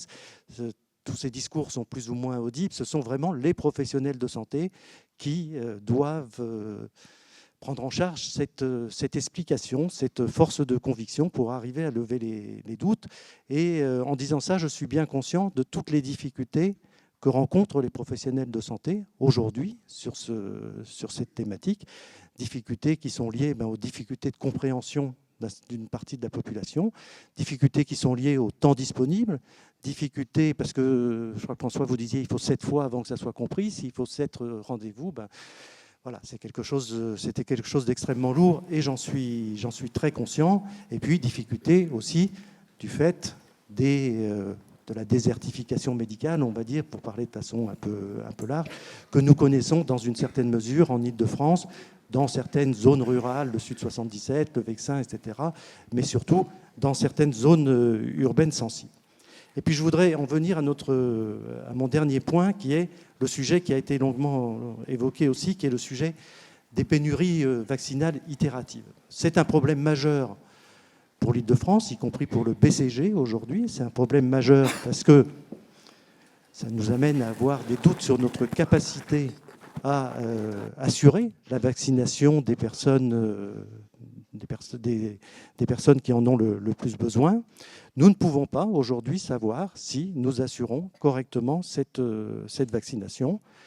Majeure aussi en ce qu'elle est une source d'inquiétude pour les familles, pour leurs proches, pour les familles de jeunes enfants notamment. Et majeure aussi parce qu'elle perturbe, je crois, le travail des professionnels. C'est-à-dire que nous avons été amenés sur certains vaccins comme le BCG à concentrer l'action sur les professionnels publics, ce qui fait reposer sur eux une charge tout à fait considérable, mais avec aussi l'impression quand même de perdre toute la force que représente l'appui des professionnels libéraux et une demande pour certains professionnels libéraux de participer, demande qui ne peut pas être satisfaite. C'est un vrai problème. Voilà, je sens qu'il faut que je m'arrête. Je voulais simplement... Voilà. Non, on va vous interroger. Merci beaucoup. Alors, je remercie tous les intervenants d'avoir respecté les consignes et surtout d'avoir été aussi intéressants et aussi riches dans leur contenu. Alors, il y a plein de questions, on a à peu près une demi-heure, à peu près 20-25 minutes de discussion. On a vu, pour prendre l'exemple de la grippe, qu'effectivement, c'est une situation assez unique. On a des recommandations qui sont claires, il y a des produits pas chers, ils sont remboursés à 100% pour les populations pour lesquelles c'est recommandé. Il y a un investissement avec des campagnes de communication. Alors, je suis sûr que ça va mieux, c'est ça ce que vous nous cachez, que vous allez me dire demain, mais ça semble aller mieux, on va dire un frémissement. Agnès Buzyn, vous avez dit ce que vous pensiez de ces grandes campagnes, qu'il fallait avoir une communication plus adaptée. On a compris que la vaccination des professionnels de santé était un problème et qu'effectivement, si on n'est pas vacciné soi-même, on a du mal à convaincre. Est-ce que c'est quelque chose que l'HAS pourrait considérer d'inclure comme un des critères de qualité des établissements de santé, d'avoir la vaccination des professionnels de santé? Après tout, ça pourrait être quelque chose qu'on pourrait communiquer. Pardon, c'est un peu vache de poser cette question, mais c'est quand même une question importante en fonction de ce qu'on vient de dire. C'est une question, c'est une excellente question. Ça veut dire c'est vache. Non, c'est pas vache. C'est-à-dire que la certification des établissements de santé est un très très bon levier pour améliorer la qualité des pratiques, y compris ce type de pratique. Cependant, on sait bien que les professionnels dans les établissements ne représentent qu'une petite partie des professionnels de santé. Donc, ce serait un premier pas, vous avez raison, mais je pense que c'est pour moi insuffisant. C'est qu'il faut réellement aujourd'hui que les professionnels de santé montrent l'exemple. Et je pense que l'exemplarité est beaucoup plus incitative pour les Français que le caractère obligatoire. Je pense que c'est lié à notre culture. Les populations nordiques sont beaucoup plus sensibles au discours de santé publique en général. Les Français sont très dubitatifs par rapport au discours des pouvoirs publics.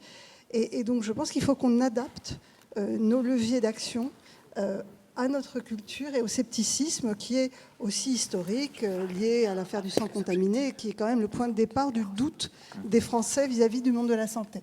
Donc, voilà, c'est simplement ce constat-là qui m'amène à dire que nous ne sommes pas audibles. Par contre, je pense que les pouvoirs publics peuvent apporter des données. C'est ça notre responsabilité. C'est au moins de convaincre les professionnels par des données robustes de l'importance de la vaccination, parce que les professionnels de santé, ils sont sensibles à la science, ils sont sensibles à la rationalité. Et ça, c'est le champ des pouvoirs publics. Merci beaucoup, c'est très intéressant. Si on continue sur cette ligne-là, on sait bien qui a certains objectifs qualitatifs, par exemple pour les médecins, avec les fameux ROSP, rémunération sur objectif de santé publique. On sait aussi que les professionnels de santé, pour parler de vaccination, étant donné les réticences, ont besoin de temps. Or, le temps médical est la denrée la plus rare par les temps qui courent. On a vu tous les débats autour du tiers payant, on n'est pas là pour parler de ça. Donc, est-ce qu'il n'y a pas une réflexion en cours au sein des autorités de santé pour essayer de voir si on ne peut pas élargir le champ des ROSP? Est-ce qu'on ne peut pas créer une consultation de prévention? Enfin, qu'est-ce qu'on pourrait faire, Benoît Vallée? Alors, je pense que Luc répondra assez largement sur la ROSP, simplement pour dire qu'elle a été réouverte dans le cadre des conventions, du cadre conventionnel, et qu'effectivement, il y a une prise de conscience de l'importance de la prévention dans cette ouverture du cadre conventionnel et la convention telle qu'elle a été finalisée, et en particulier donc les médecins auront dans leurs objectifs de santé publique une prise en compte de la surface ou de la couverture vaccinale des populations, je vais utiliser ce terme finalement puisqu'il a été évoqué par plusieurs, dont ils ont la responsabilité. On a un glissement progressif, ce qui n'empêchera pas la relation singulière entre le médecin et son patient, mais d'un médecin vis-à-vis de ceux qui ne sont pas nécessairement malades, mais qui font partie de leur responsabilité. Agnès a très bien dit que la vaccination, de ce point de vue-là, était une entrée dans le parcours santé. Et ce travail-là, à mon avis, est assez bien illustré aujourd'hui par ce que la ROSP considère. Et donc, effectivement, ce mandat sanitaire, d'une certaine manière, qu'un professionnel de santé peut avoir à l'égard d'une population. Et n'en doutons pas, il ne s'agit pas seulement des généralistes, il s'agit de l'ensemble des professionnels de santé. Et le sujet que tu évoques, François, sur la manière dont un établissement de santé a aussi cette responsabilité de promouvoir la santé, d'être un acteur de la prévention, est un vrai sujet que j'ai souhaité pouvoir introduire dans le comité de pilotage des groupements hospitaliers territoires, pour que là aussi on puisse évoquer les questions de prévention de manière assez large, que ce soit pour les professionnels eux-mêmes ou pour les patients qui sont suivis.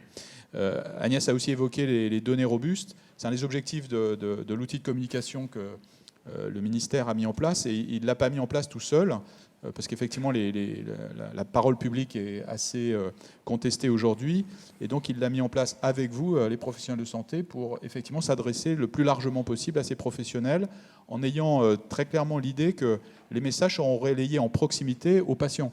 Et Pierre l'a très bien dit, Pierre Dehaas, il y a une mission d'individualisation du message. Agnès avait pris ça aussi dans son propos initial, qui est de se rapprocher au plus près du patient pour lui expliquer ce qu'est la vaccination et comment finalement réussir ensemble ce contrat de prévention, ce mandat sanitaire finalement que j'évoquais. Et donc il y a une responsabilité vis-à-vis de la santé des populations. Donc la lettre qu'on a proposée, elle donne ces données robustes, elle est censée les donner régulièrement sur tous les sujets en cours, pour apporter un éclairage différent à des paroles qu'on peut trouver sur les réseaux sociaux ou dans d'autres types de projections médiatiques. Alors dans l'idée du doute, il y a un point qui est très important, qui est celui de rechercher pourquoi les gens doutent. Et donc il y a maintenant des recherches qui sont faites en sciences humaines et sociales qui concernent finalement la préoccupation fondamentale du doute de la vaccination, finalement le bien fondé de cette vaccination, qu'est-ce qu'elle nous apporte, pourquoi est-ce qu'on la remet en question au regard de la culture actuelle et finalement de la protection globalisée de la santé qui nous est proposée. Donc il y a des équipes, et en particulier à Marseille, qui travaillent aujourd'hui sur cette question du doute en termes de vaccination. Et donc la recherche doit être aussi, bien sûr, elle doit concerner de nouveaux vaccins, on a parlé d'Ebola ou de Zika, mais elle doit aussi concerner la manière dont chacun des usagers peut voir le bénéfice pour lui-même de la vaccination. Vous savez que c'est un sujet de santé publique colossal, qui est qu'on ne change la santé publique qu'avec l'adhésion des personnes et avec le fait que chacun change son propre comportement. Aujourd'hui, on lance Moi sans tabac au ministère de la Santé, et donc Moi sans tabac, c'est aussi une individualisation de sa propre attitude vis-à-vis du tabac. Et donc l'Agence nationale de santé publique nous aide pour rationaliser d'une manière nouvelle cette approche de la santé publique, qui est le changement de comportement individuel. Voilà pour la réunion sur objectifs de santé publique. Peut-être que Luc veut approfondir quelques points. Nous n'allons pas réouvrir la discussion, la négociation sur la convention. Non, simplement en complément de ce que tu as pu dire, Benoît, dans le cadre de cette nouvelle convention, nous allons proposer des indicateurs pour le médecin traitant de l'enfant. Et naturellement, dans ces indicateurs, il y aura des indicateurs vaccination adaptés au type de population. Juste un mot aussi Consultation de prévention, oui, on ne l'a pas fait pour la vaccination, on l'a fait pour les addictions. Oui, j'ai vu.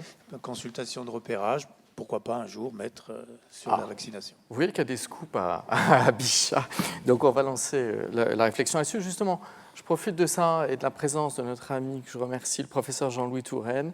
Monsieur le député, merci d'être venu écouter cette séance inaugurale. Mais justement, en voyant Jean-Louis arriver, je me suis dit, tiens, il y a quand même un sujet qui est très important, qui est l'allocation budgétaire à la prévention.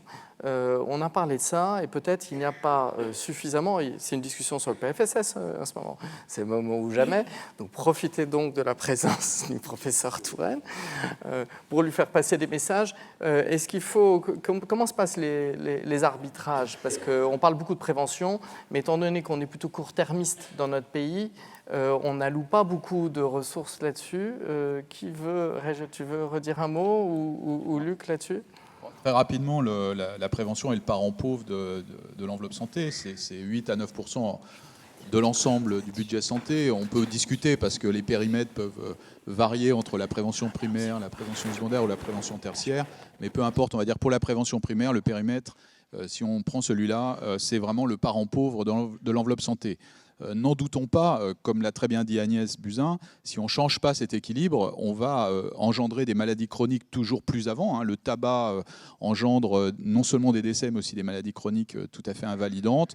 Bien sûr, la nutrition et la mauvaise gestion de cette nutrition, bien sûr l'absence d'activité physique, bien sûr l'absence de couverture vaccinale sont des déterminants majeurs de santé et on peut rajouter dessus, et malheureusement, en règle générale, ça les renforce, tant mieux sur la vaccination si ce n'est pas le cas, les inégalités sociales qui sont au rendez-vous tout à fait essentiels de déterminants de santé dont on se rend compte qu'ils engendrent de manière inexorable des maladies chroniques.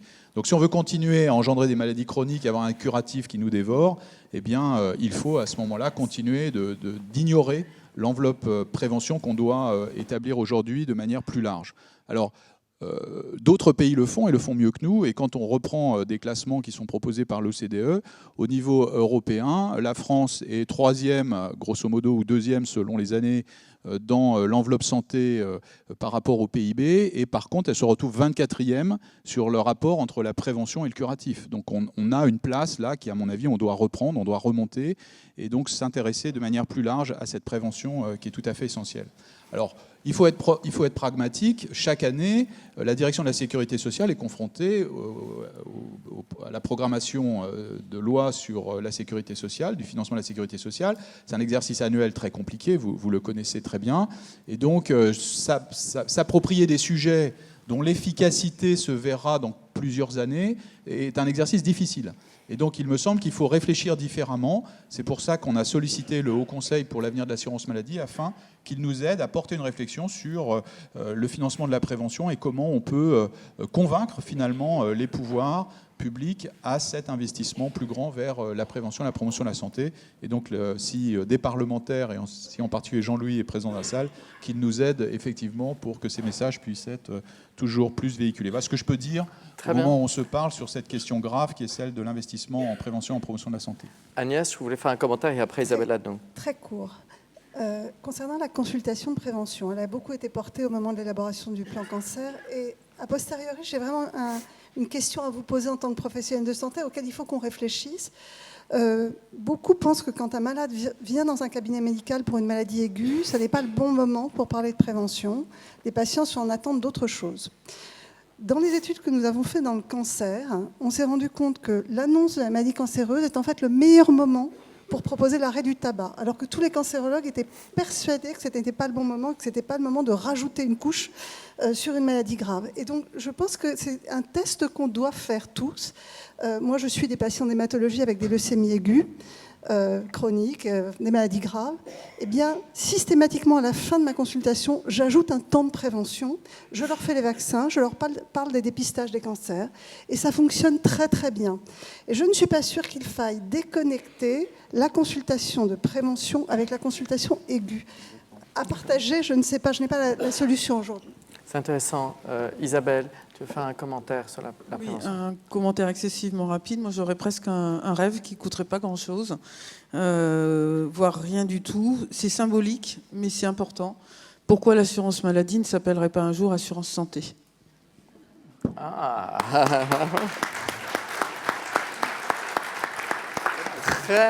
Très intéressant. Alors, il y a déjà des endroits où, dans les structures pluriprofessionnelles, mon cher Pierre, on sait bien que dans le cadre du règlement arbitral, on ne va pas rentrer dans les détails, mais que vous avez avec l'assurance maladie au travers des agences régionales de santé, si je ne me trompe pas, certaines maisons pluriprofessionnelles déposent des projets de santé publique avec notamment une composante liée à la prévention et à la vaccination. C'est ça ?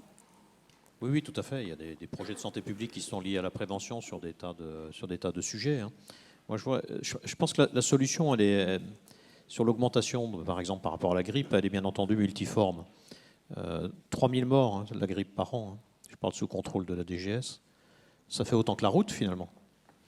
Or, moi, quand j'étais gamin, la route, c'était 16 000 morts par an. Et on est passé de 16 000 à 3 000. C'est pas comme ça, hein. Ça a été par des successions et des successions et des successions de décisions qui ont été prises les unes après les autres. Et rappelez-vous, enfin, moi je me rappelle quand j'étais gamin, vous êtes trop jeune, mais quand on disait faut mettre la ceinture de sécurité, on disait mais t'es pas fou, si la voiture brûle, je vais mourir dedans. Aujourd'hui, la ceinture de sécurité, tout le monde la met quand on monte dans la voiture. Donc ça veut dire que les changements d'habitude, il y aura bien quelque chose à un moment donné, peut-être de coercitif aussi qu'il va falloir décider. Parce que ma vieille mère qui est à l'hôpital, qui est à l'EHPAD, est-ce que c'est normal que l'aide ménagère ou que l'aide-soignante, ou que l'infirmière qui rentre dans sa chambre en pleine épidémie de la grippe, elle ne soit pas vaccinée? Est-ce que c'est normal, ça? Donc, il y a un moment donné où il va falloir que la société, elle se mouille. Pourquoi cette professionnelle de santé, il est obligé d'être vacciné contre l'hépatite B, mais il n'est pas obligé d'être vacciné contre la grippe? Et même un mère en danger, là, dans l'EHPAD, là, il y a quelque chose qui se passe qui n'est pas logique. Donc, bien sûr que ça ne va pas être... Il n'y a pas de coupable sur cette histoire-là. Ce n'est pas le patient qui est coupable, ce n'est pas le médecin, ce n'est pas l'infirmière, ce n'est pas le pharmacien, ce n'est pas l'État. N'empêche qu'à un moment donné, il y a un manque de courage collectif sur cette histoire-là. Et peut-être qu'il y a quelque chose à travailler qui est certainement multiforme et qui va faire que petit à petit, on va commencer à aider les patients à comprendre, aider les professionnels de santé aussi à comprendre, de telle manière que ce soit une responsabilité qui soit vraiment collective. Et je crois beaucoup dans le travail d'équipe. C'est plus facile de se convaincre entre professionnels que quand on est tout seul. C'est pour ça que je crois beaucoup dans l'exercice pluriprofessionnel. C'est très clair et on montre aujourd'hui qu'effectivement ça marche. La synergie ou la stéréophonie de vos discours sont impressionnants. Alors tout à l'heure, le professeur Luc Barré a dit qu'effectivement la situation était un petit peu hétérogène vaccin par vaccin. Il y en a un pour lequel alors, vraiment il y a un doute majeur dans la population, majeur dans les professionnels de santé. Il y avait une très jolie étude de la Société française de médecine générale, publicité gratuite, qui a été publiée hier, étude d'IVA, qui montre aussi que les médecins eux-mêmes ont un certain niveau de réticence, c'est le vaccin contre l'HPV. Alors, moi, j'aurais bien aimé voir, ce qu'en pensent les patientes. À la limite, j'allais dire, pardon de ce raccourci, mais les patientes, qu'est-ce qu'elles pensent, elles, de cette polémique autour du vaccin. Après tout, s'il y avait un vaccin pour aider pour le cancer du sein, qu'est-ce qu'elles diraient? Et puis après, je ne peux pas m'empêcher de demander à l'ancienne présidente de l'INCa, et qui va coordonner une table ronde passionnante, où je vous invite tous demain, sur les vaccins de l'adolescent, sur l'ensemble des problématiques de l'adolescent qui sont combien complexes à intervenir. Dominique. Oui, c'est sûr qu'en vous entendant, moi j'essaye d'être le témoin aussi de patientes qui me parlent. Elles rêvent tous d'avoir un vaccin qui évite le cancer du sein. Et donc, et tous les cancers, hein, pas simplement le cancer du sein. Et c'est vrai qu'il en existe un. Tu l'as cité, le vaccin de l'HPV. Alors, on se retrouve avec cette espèce de paradoxe total qui est que on fait une enquête là dans le public. Tout le monde rêve qu'on puisse se faire vacciner demain, pas contre la grippe, mais contre tout. Hein, ce serait idéal. Et puis d'un autre côté, quand il existe quelque chose, en fin de compte, alors là aussi, moi j'ai fait vacciner mes filles. Moi aussi, les miennes aussi. Mais je suis assez farouchement une défenseuse des vaccins. Mais quand j'entends parler autour de moi des femmes qui ont un cancer du sein et qui ont des filles, elles ne le font pas vacciner. Enfin, je veux dire, il y a un vrai travail, alors là, certainement très collaboratif avec tous les professionnels de santé, mais quand on explique à quoi sert ce vaccin, c'est manifestement très mal connu. Alors, c'est regrettable, et je pense qu'on est là aussi pour augmenter l'attention des gens à dire il y existe quelque chose, autant l'utiliser. Alors, il y a certainement d'autres composantes, mais voilà je dirais, ma première réaction à chaud. Merci. Agnès ? Très vite, le cancer du col de l'utérus est le cancer le plus inégalitaire. C'est le seul cancer dont la mortalité augmente aujourd'hui dans notre pays. Tous les autres diminuent. La prévalence de l'HPV est très inégalitaire dans notre pays. Et ce sont les populations les plus vulnérables qui sont les plus susceptibles de faire ce cancer. Outre la prévention du cancer du col de l'utérus, le vaccin HPV prévient toutes les lésions du col. Je vous rappelle qu'on est à plus de 30 000 conisations pour des lésions précancéreuses aujourd'hui dans notre pays, avec des séquelles pour les femmes, des séquelles pour la fertilité ultérieure. Et je me tourne vers l'ordre des sages-femmes parce que je sais à quel point elles sont impliquées aujourd'hui sur ce vaccin. Et je ne comprends pas, alors que c'est la seule maladie que nous pourrions éradiquer aujourd'hui dans notre pays grâce à l'association Vaccin et Frottis, je ne comprends pas qu'il y ait encore un doute après l'étude remarquable scientifique qui a été faite par l'ANSM et la CNAM sur plus de 3 millions de jeunes filles, dont 800 000 vaccinées, et qui démontre qu'il n'y a pas d'association avec des maladies neurologiques dégénératives, outre ce petit surrisque de Guillain-Barré, mais que l'on connaît avec n'importe quel vaccin. Donc voilà, je ne comprends pas. Je rappelle que c'est la mesure numéro 1 du plan cancer, tellement nous avons considéré que ça devait être une priorité nationale que d'éradiquer un cancer qui est de plus en plus mortel. Merci, c'est intéressant. Là, on a beaucoup de sujets, mais... Message très clair, hein. Très clair. Merci. Alors, on a beaucoup de sujets, on ne va pas tout traiter parce qu'on arrive à la fin de cette table ronde. Il y a un point, Isabelle Hanot, et puis après j'ai aussi une question bien sûr pour le Dr Bouet, mais comment ça se passe à l'international, l'organisation du parcours? Parce qu'on sait bien qu'il y a d'autres pays où les pharmaciens ont un rôle plus actif dans la vaccination, en synergie, encore une fois, vous l'avez très bien dit, c'est en complément, en synergie. Est-ce que ça a eu un impact? Quel type de patients sont vaccinés dans ces pays-là à l'officine? Est-ce que c'est parce qu'il y a toujours la peur de ne pas nous prendre tel type de patient, ou est-ce que ce sont des patients différents et nouveaux qui se font vacciner à l'officine? Alors déjà au niveau international, le premier constat, c'est que les débats que nous avons aujourd'hui sont quand même pas identiques en force, puisqu'on l'a dit que la France était la championne de doute sur le vaccin, mais en tout cas, il y a aussi des débats. Ce que l'on remarque aussi, c'est que bien évidemment, c'est quand les professionnels de santé travaillent ensemble que les choses vont mieux. Donc ça, il n'y a aucun doute là-dessus. Et le rôle des pharmaciens a terriblement changé. Ça a commencé en 1983 en Argentine. Et tous les États-Unis, l'Australie maintenant, des pays en Europe comme l'Angleterre, le Portugal, l'Irlande, la Suisse, etc., ont commencé à donner l'autorisation aux pharmaciens de vacciner contre la grippe. Ce qui est frappant, mais vraiment frappant, c'est que l'on se trouve d'un bout à l'autre du monde, c'est que c'est pas fait, et tous les chiffres le mesurent par les autorités de santé publiques bien évidemment, ces vaccinations-là ne sont pas faites au détriment de ceux qui les font déjà. Le président Borniche est parti, mais infirmiers et médecins, bien évidemment. Mais c'est une augmentation de la vaccination chez des personnes qui ne se sont jamais vaccinées et qui ne rentrent pas dans le système de soins. C'est ça, cette particularité qui est importante. Mais bien sûr, tout doit se faire ensemble, parce que c'est impossible de faire autrement. Merci, c'est très clair. Juste pour finir, Président Bouet, mon président, je suis à l'ordre des médecins en Ile-de-France, bien sûr. Alors, on sait bien que le temps moyen de consultation d'un médecin généraliste, c'est quoi? C'est 10 minutes, 12 minutes. Il faut du temps pour la prévention, donc ce qui est compliqué. On a bien intégré ce qu'a dit Agnès Buzyn, c'est intéressant, mais là on parle de patients chroniques au moment de l'annonce de diagnostic. Donc comment faire et comment faire aussi? Vous avez souligné à plusieurs reprises que pour vous c'était, je cite dans le texte quand je vous ai vu pour préparer cette réunion, une obligation, l'obligation vaccinale pour les médecins généralistes. Vous avez pris une décision forte qui est public, de radiation d'un médecin, d'un de mes confrères, puisque moi je suis pédiatre, pour l'histoire du tétanos. Donc est-ce que vous pouvez nous décrire juste un peu comment vous vivez ce que vous appelez obligation vaccinale dans le rôle du médecin? Alors je voudrais d'abord...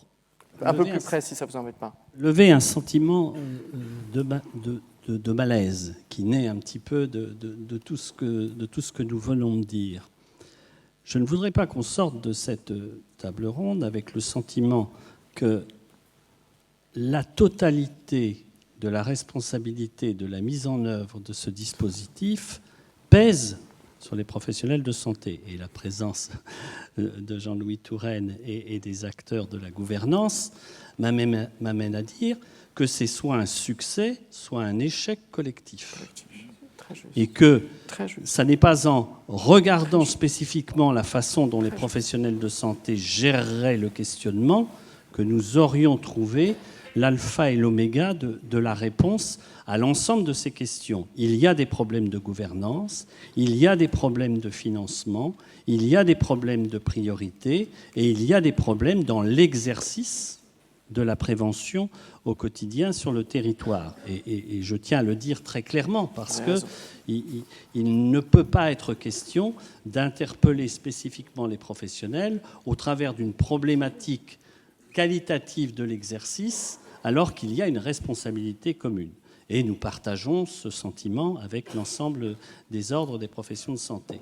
La deuxième chose, c'est que votre question contient bien les germes de l'interrogation.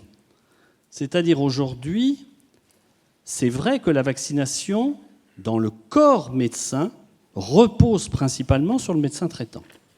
Et que dans la pluridisciplinarité et dans la plurispécialité, on se rend bien compte qu'il y a à l'intérieur de la profession médecin un certain nombre d'interrogations sur les compétences et responsabilités de chaque acteur médecin. Et que c'est déjà un premier problème à l'intérieur de notre profession, donc évidemment un problème qui se partage ensuite avec les autres professions. La deuxième chose, c'est que si l'on veut faire peser sur le même acteur unique, c'est-à-dire le médecin traitant, la synthèse de l'ensemble de ces difficultés, bien entendu, le médecin traitant nous répond « mais je ne suis pas une machine à tout faire ». C'est-à-dire que globalement, vous ne pouvez pas me demander dans une consultation dans mon cabinet qui va durer 12 minutes parce que j'ai 20 personnes qui m'attendent d'ici ce soir 21h, de prendre le temps de la qualité de l'examen, de la qualité du diagnostic et en même temps de la qualité du message prévention. Il y a donc là, avec l'ensemble des acteurs de la gouvernance, des réflexions très fortes à mener sur ce que l'on veut mettre en œuvre en matière de prévention. Et si nous ne répondons pas à cela, nous allons continuer à tourner en rond. Tourner en rond en disant puisque les médecins ne le font pas, on va le faire avec d'autres. Et vous m'avez entendu dire que moi, l'ordre des médecins n'a pas d'état d'âme sur le partage. Il a simplement une exigence fondamentale, c'est que l'acteur central de ce dispositif est et reste le médecin traitant. Et qu'il n'y a pas pour nous d'ambiguïté, quel que soit le dispositif mis en œuvre. Tout doit revenir au patient et donc à son médecin traitant. Et que ça, nous devons être très exigeants à ce niveau-là. Donc, si nous ne franchissons pas les limites de cette ambiguïté sur les contenus attendus dans le cadre de la consultation, bien entendu, nous allons continuer de battre les œufs en mayonnaise et de nous dire que la mayonnaise n'a pas bon goût.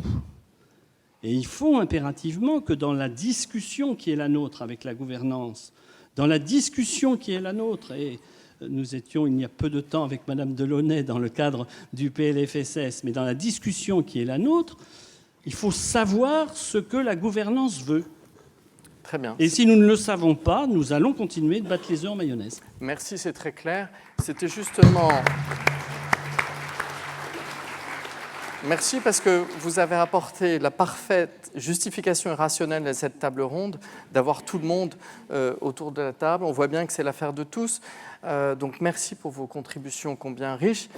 Maintenant, mon cher Eric, toi qui es un faux candide, parce que comme toujours tu travailles beaucoup, dis-nous ce que tu as pensé. J'ai 2 minutes, c'est ça ?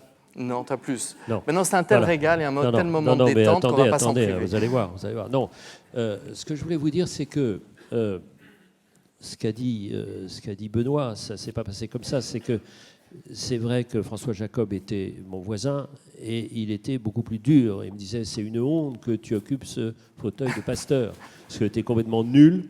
Tu te dis cultivé parce que tu as lu 3 livres, mais tu ne sais même pas ce que c'est que la vie. D'ailleurs, tu es un romancier, donc tu es un imbécile. J'ai travaillé et j'ai fait cette biographie.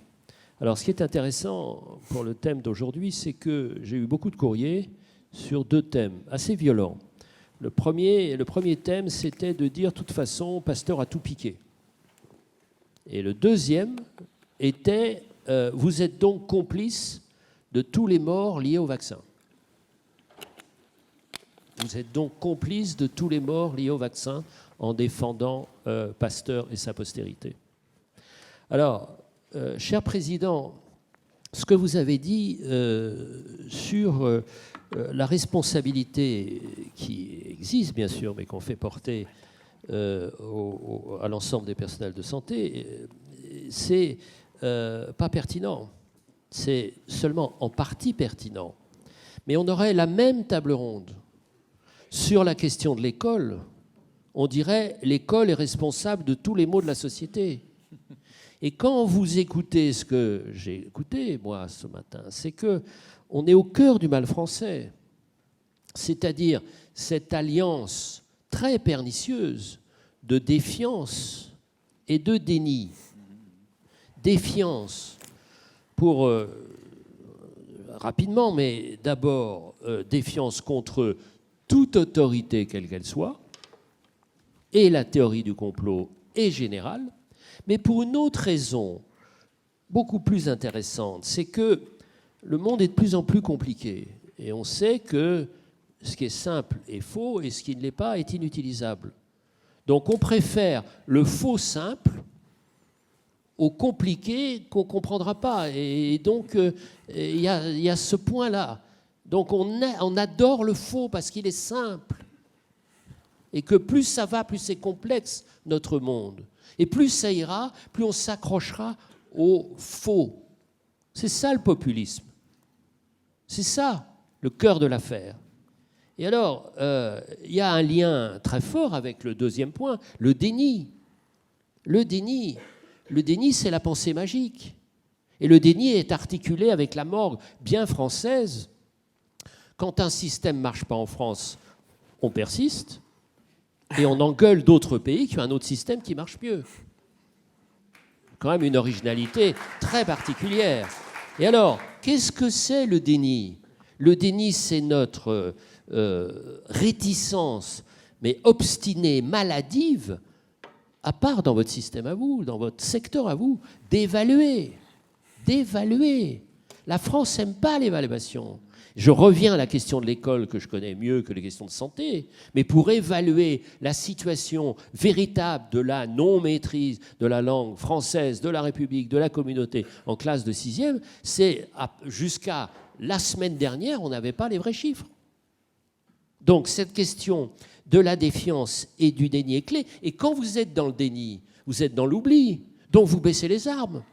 Puisqu'on dit maintenant on est vacciné, eh bien on baisse les armes et on ne vaccine plus. Et moi je travaille maintenant sur les maladies à vecteurs, on voit très bien ce qui se passe. C'est qu'on arrête, bon très bien, maintenant pendant un certain temps on a éradiqué les moustiques, on a traité les gîtes larvières, etc. Et puis on ne met plus de mousquitaires et hop ça explose de nouveau. Et ça, c'est le déni. C'est permanent, parce que c'est jamais une fois pour toutes. Évidemment, notre rêve à tous, c'est d'avoir réglé une fois pour toutes les choses. C'est jamais comme ça. Alors, je reprends, chère Agnès, ce que vous avez dit sur les paradoxes. J'en rajoute un autre qui m'intéresse énormément et ce n'est pas seulement les questions médicales.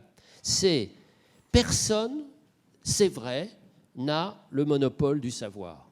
Et pourtant, beaucoup de gens, pendant longtemps, ont eu le monopole du savoir. Je vous rappelle que Pasteur, qui n'était pas médecin, était traité de chimiatre par les médecins. Chimiatre. Il n'était pas légitime à mettre ensemble tous les savoirs. Et une des premières leçons de Pasteur, c'est ce que François a mis en œuvre aujourd'hui. C'est-à-dire que, évidemment, il faut une culture générale. vraiment, rien n'est pire que les idées générales, mais rien n'est plus nécessaire que les idées générales. Pourquoi ? Parce que le monde, de plus en plus, est étymologiquement religieux, c'est-à-dire recueillir et relier, religarer, reléguer. Il est religieux. Et donc, on ne peut pas être juste spécialiste. Un spécialiste, c'est la moindre des choses, mais qui va penser une seconde que la moindre des choses nous permettra d'expliquer ces mécanismes aussi complexes que la vie. La deuxième chose que je voudrais dire, liée à un certain paradoxe, c'est que tout le monde peut dire n'importe quoi avec le net. Et c'est relayé. Et on a un mécanisme très particulier dans le monde d'aujourd'hui où vous avez en même temps, la transparence générale. D'ailleurs, ça pose d'autres problèmes avec les datas, etc., tout ce qu'on peut imaginer. Une transparence absolument générale qui va avec l'obscurantisme, puisque tout le monde peut dire n'importe quoi. Donc vous avez une sorte de paradoxe, mais essentiel, entre la transparence et l'obscurantisme. La fausse lumière et l'opacité la plus terrible.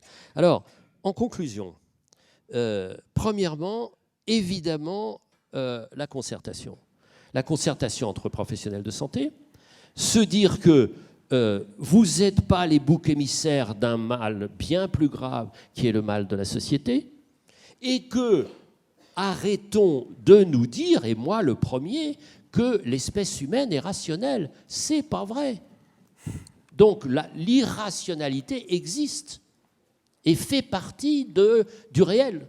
Donc n'ayons pas ce déni-là de penser que tout le monde est rationnel. C'est faux. Donc qu'est-ce qu'on fait avec l'irrationnel ? Le deuxième point, je l'appellerais pas tellement communication, mais plutôt les mots. Alors, bien sûr que oui, il faut arrêter de dire assurance maladie, bien sûr. Mais on ne va pas redire Camus et encore, mal nommer les phénomènes ajoute au malheur du monde. Mais pourquoi ? Bien sûr que oui, il faut dire les mots. Mais méfions-nous, et je reviens encore et encore à ce que vous venez de dire, Président, et parce que je commence à connaître 2-3 trucs sur la santé quand même. En plus, je vais vous dire, franchement, pour un hypocondriaque, être ce matin ici, c'est l'endroit où il fallait être. Et donc, voilà. Et donc, la question du temps, pas seulement du médecin, du temps du personnel. Pourquoi ? Parce que le pernicieux, c'est l'empire du virtuel sur le réel. Et qu'est-ce que c'est le vrai réel ? C'est le temps. Et c'est la proximité. On en a parlé avec Isabelle sur les pharmaciens. Dans quel autre service on peut avoir immédiatement, service public, on peut avoir immédiatement une consultation de bac plus 7 ou 8 immédiatement partout sur le territoire. Donc, si vous fermez, vous allez dans le virtuel. Dans le virtuel, c'est du viral, mais du viral super pernicieux. Parce qu'on dira n'importe quoi, parce qu'il n'y a plus de sanctions. La question du temps est aussi importante que la question de l'espace. Et si on est attaché viscéralement, comme moi, à la République, c'est pas seulement l'espace, c'est aussi le temps. Troisième point et dernier, la responsabilité. Je suis confus de le dire, on répète ça avec mes copains de l'Académie des sciences, la science n'est pas démocratique. On ne vote pas pour savoir si une chose est vraie ou fausse. Avec ce relativisme insupportable en disant « Ah ben non, moi c'est faux, on voit ça dans les questions de climat. Il y a des choses fausses. » Et je voulais vous dire en finissant là-dessus, il y a des opinions qui, plus que les maladies, tuent. Merci. Bravo.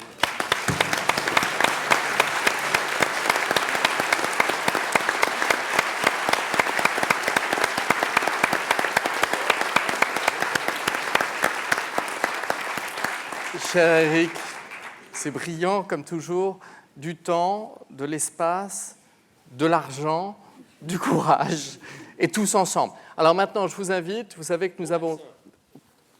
Au vaccin, exact. Maintenant, vous y croyez, on y passe, et on se fait vacciner. Je vous invite à l'inauguration du kiosque de vaccination. On passe du virtuel au réel.